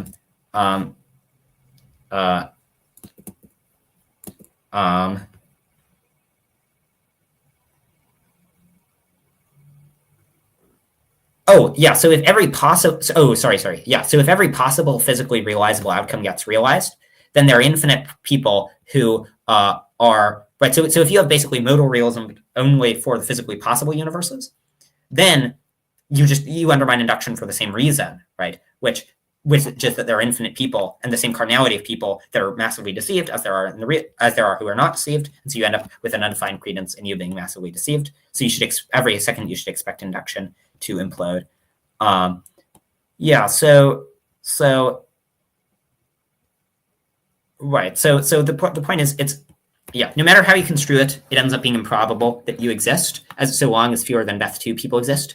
And note, if this were not right, then SIA couldn't be right, because SIA says there are n times as many people, makes your resistance n times as likely. So if it turned out that there was a plausible theory that did not predict n times as many people, that predicted infinitely fewer people existing than another theory, but was not infinitely times less likely, then SIA would be right. So it just assumes SIA is wrong. Okay, so our final recap. I start by misframing the discussion, suggesting that I didn't address the issue of stagnant horse naturalism having a prior of 0, right? So whether it has a prior of 0 will depend on exactly what the stagnant horse theory is. If it's just like you in particular are favored by reality, that is a prior of 0, because there are infinite possible duplicates and nothing to distinguish you over it. If it's just the disjunct of all the views on which you might exist, that includes infinite multiverses, for example. My claim is that on the right view of anthropics, any view other than an infinite multiverse has a prior of 0, or has a probability of 0. And the views on which there is an infinite multiverse, those can explain it, but those will have a low probability.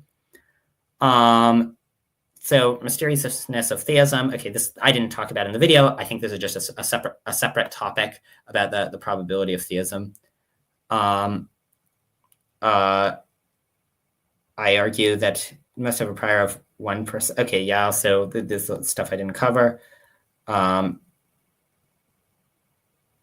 Mention the hypothesis of yeah, so I think, yeah, I mean, the other thing is I've described that there's an in-principle reason to think these are giant multiverse theories other than theism or collapse induction, which is just there are the same number of deceived as non-deceived people. Theism has a special way around it because it can say that for every particular person, they're probably not deceived, because every particular person's flourishing is probably not achieved by them being deceived. So it's just like for the same reason that in Hilbert's Hotel, you should think 5-6 odds you'll get 1 through 5, even though they're the same number of people that get 5 and 6, because you specifically have a 5-6 chance of getting 1 through 5. So similarly, even though there are the same number of people who are deceived and not deceived, you should think probably you are not deceived. Okay, so in sum, BB's replies to his objections have all the force of a whisper in a hurricane. Virtually every substantive counter misses the mark. Repeat an objection I preempt and address. So it is flat out wrong. Okay, this is just bluster. It was clearly rushed and sloppily put together as a result. I don't think it was rushed, right? Nearly everything in Truth Teller's post was something that I'd already thought about and already addressed. It did not take that long to type it up. So the fact that my reply was released in a day, I don't think was indicative of it being rushed. He says, consistent pattern in my approach to philosophical engagement. Okay, requires serious scrutiny, so you should reflect more. Yeah, so then a rushed reply. We can encourage reading through this very carefully and thoroughly, putting serious effort and time into understanding. Read through BB's reply and my draft multiple times to check for errors. Even if I had a philosophically intelligent friend prove me to read my draft and give it feedback, should do the same or something similar enough before releasing a response. Yeah, unfortunately, I didn't do that because I don't have time to reply to a book, like line by line, to a book length treatment of an argument. But yeah, so here. So there's a reason why I didn't release this very lengthy reply to his piece, which is that it just takes too long to respond to very long pieces, and so I felt like I had better things to do with my time. But yeah, if Truth Teller wants to have an argument about if Truth Teller wants to discuss the things he says in his post, I'm happy to have a debate about it anytime. If anyone else wants to have a debate about the Anthropic argument, happy to have a debate about it. Yeah, I think the replies were utterly unconvincing. Basically, all the replies were either rejecting SIA without realizing you were rejecting SIA and then not engaging with any of the arguments for SIA, or things that literally don't affect the Bayes factor of the argument at all. Or the last section was giving naturalistic replies, naturalistic explanations of unsettling many of enough people existing to make your existence likely, but those I didn't think were convincing. That was probably the best bit of the piece. But so yeah, happy to chat about this anytime. I'm not going to release a written reply most likely because just too freaking long. But yeah, thanks for watching, everyone. Hope you have enjoyed. All right, bye.